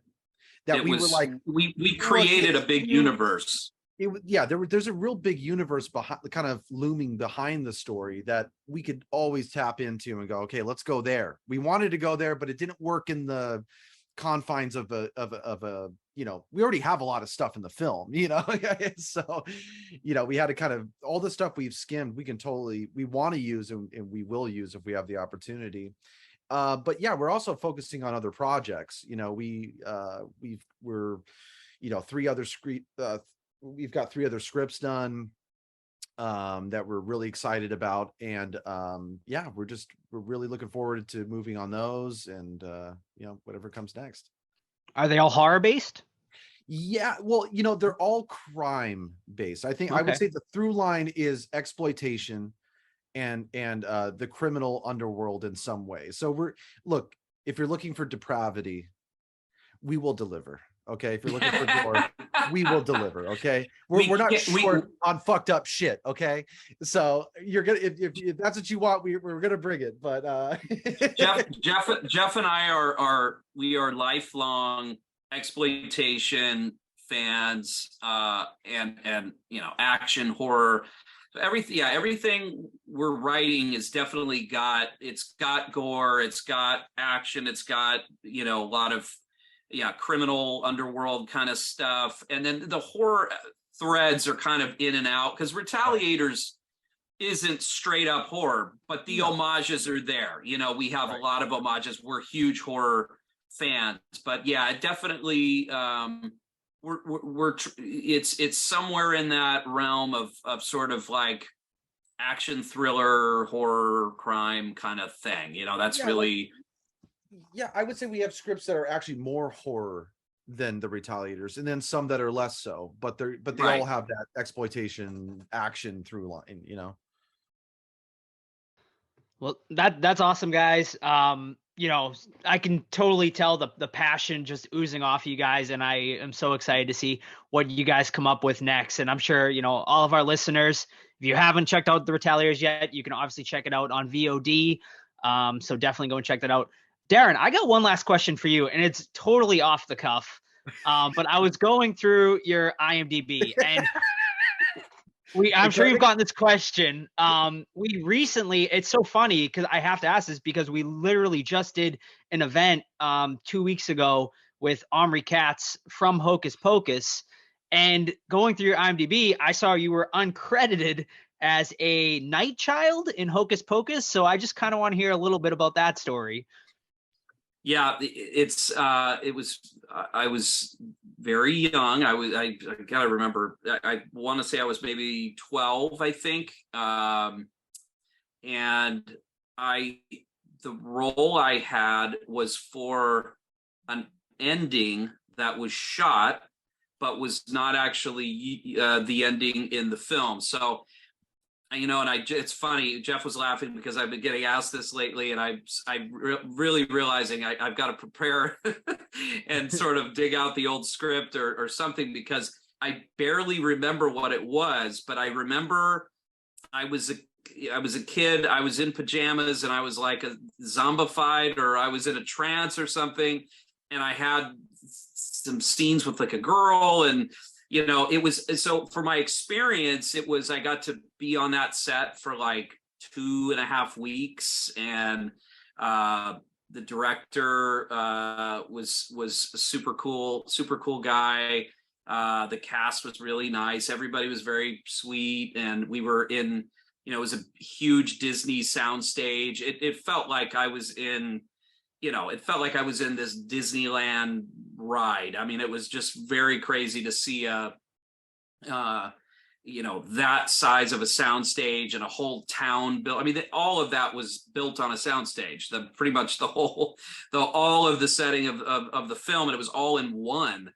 So it was really detailed and crazy. So like when you'd walk around, it was truly like you were just in another world. And I was going to school on the set and all of that, and it was a funny experience because I took my whole family to the movie on the opening weekend, and we're sitting there going, here comes the big scene, and then totally different ending. So I'm there, like you gotta like go, he's standing, there I am, I'm right there. It's, I'm one of the kids basically in the town. But yeah, so it's not the greatest story. No, that's still pretty cool. I gotta ask, I mean, so you got some acting chops. I mean, did you consider maybe getting in on this movie, or maybe in the sequel? What's funny is it literally did not pass through my mind for 1 second, really, with the Retaliators, just because I don't know why, other than writing has become a true passion and love that I just I just never imagined would be so all consuming. You know, I love writing. I'm constantly writing. Jeff and I are constantly writing and creating. So it's funny. I've thought about it and gone, you know, if it was the right, you know, role and it made sense, sure.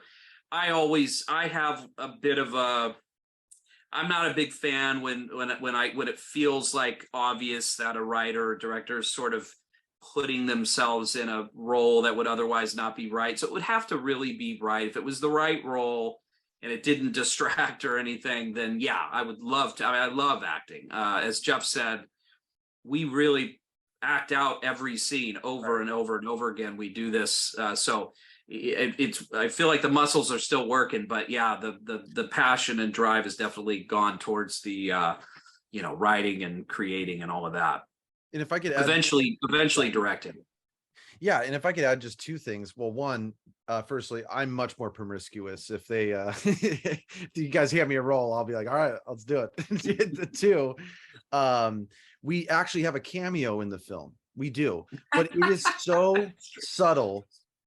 I mean, you have to. It's like my hocus pocus. It's like my hocus pocus. I'd have to point it out. I'd Yeah. have to point it out, but once you see it, you'd be laughing. You'd be like, "Oh, I can totally see Darren in that," or I could totally see Jeff in that. So it's We're pretty in fun. the bar. We're in the bar right behind Robert Burke when he's sitting with Mark Menchaca and he's telling that he's doing that whole speech. We're at the table right behind him, literally high, as naturally high as I think we've ever been, because we were sitting there listening to them act out the scene, and that was where we were just kicking each other under the table, and in between takes just being like, holy shit, you know, this is so cool, you know. So yeah, we're geeking out right behind Robert Burke and Mark Menchaca in the movie. But you gotta look, we're right there. It's like my hocus pocus scene. They had a exactly, because they had a shot of us that was like right in front of the camera for a brief moment, but that ended up getting cut. So we were like, all right, we'll take the background. Well, maybe well, now for those who haven't seen it, keep an eye out for obviously Darren and Jeff. Yeah, but guys, it's been a pleasure talking to you. Yeah, I think that pretty much wraps it up. Is there anything else? Is there you know, you guys get social medias or anything else you'd like to plug before I let you go? Yeah, it's the _Geare_brothers for Instagram. So we're on there, pretty active, sharing a lot of stuff, and we're at Geare Brothers on Twitter.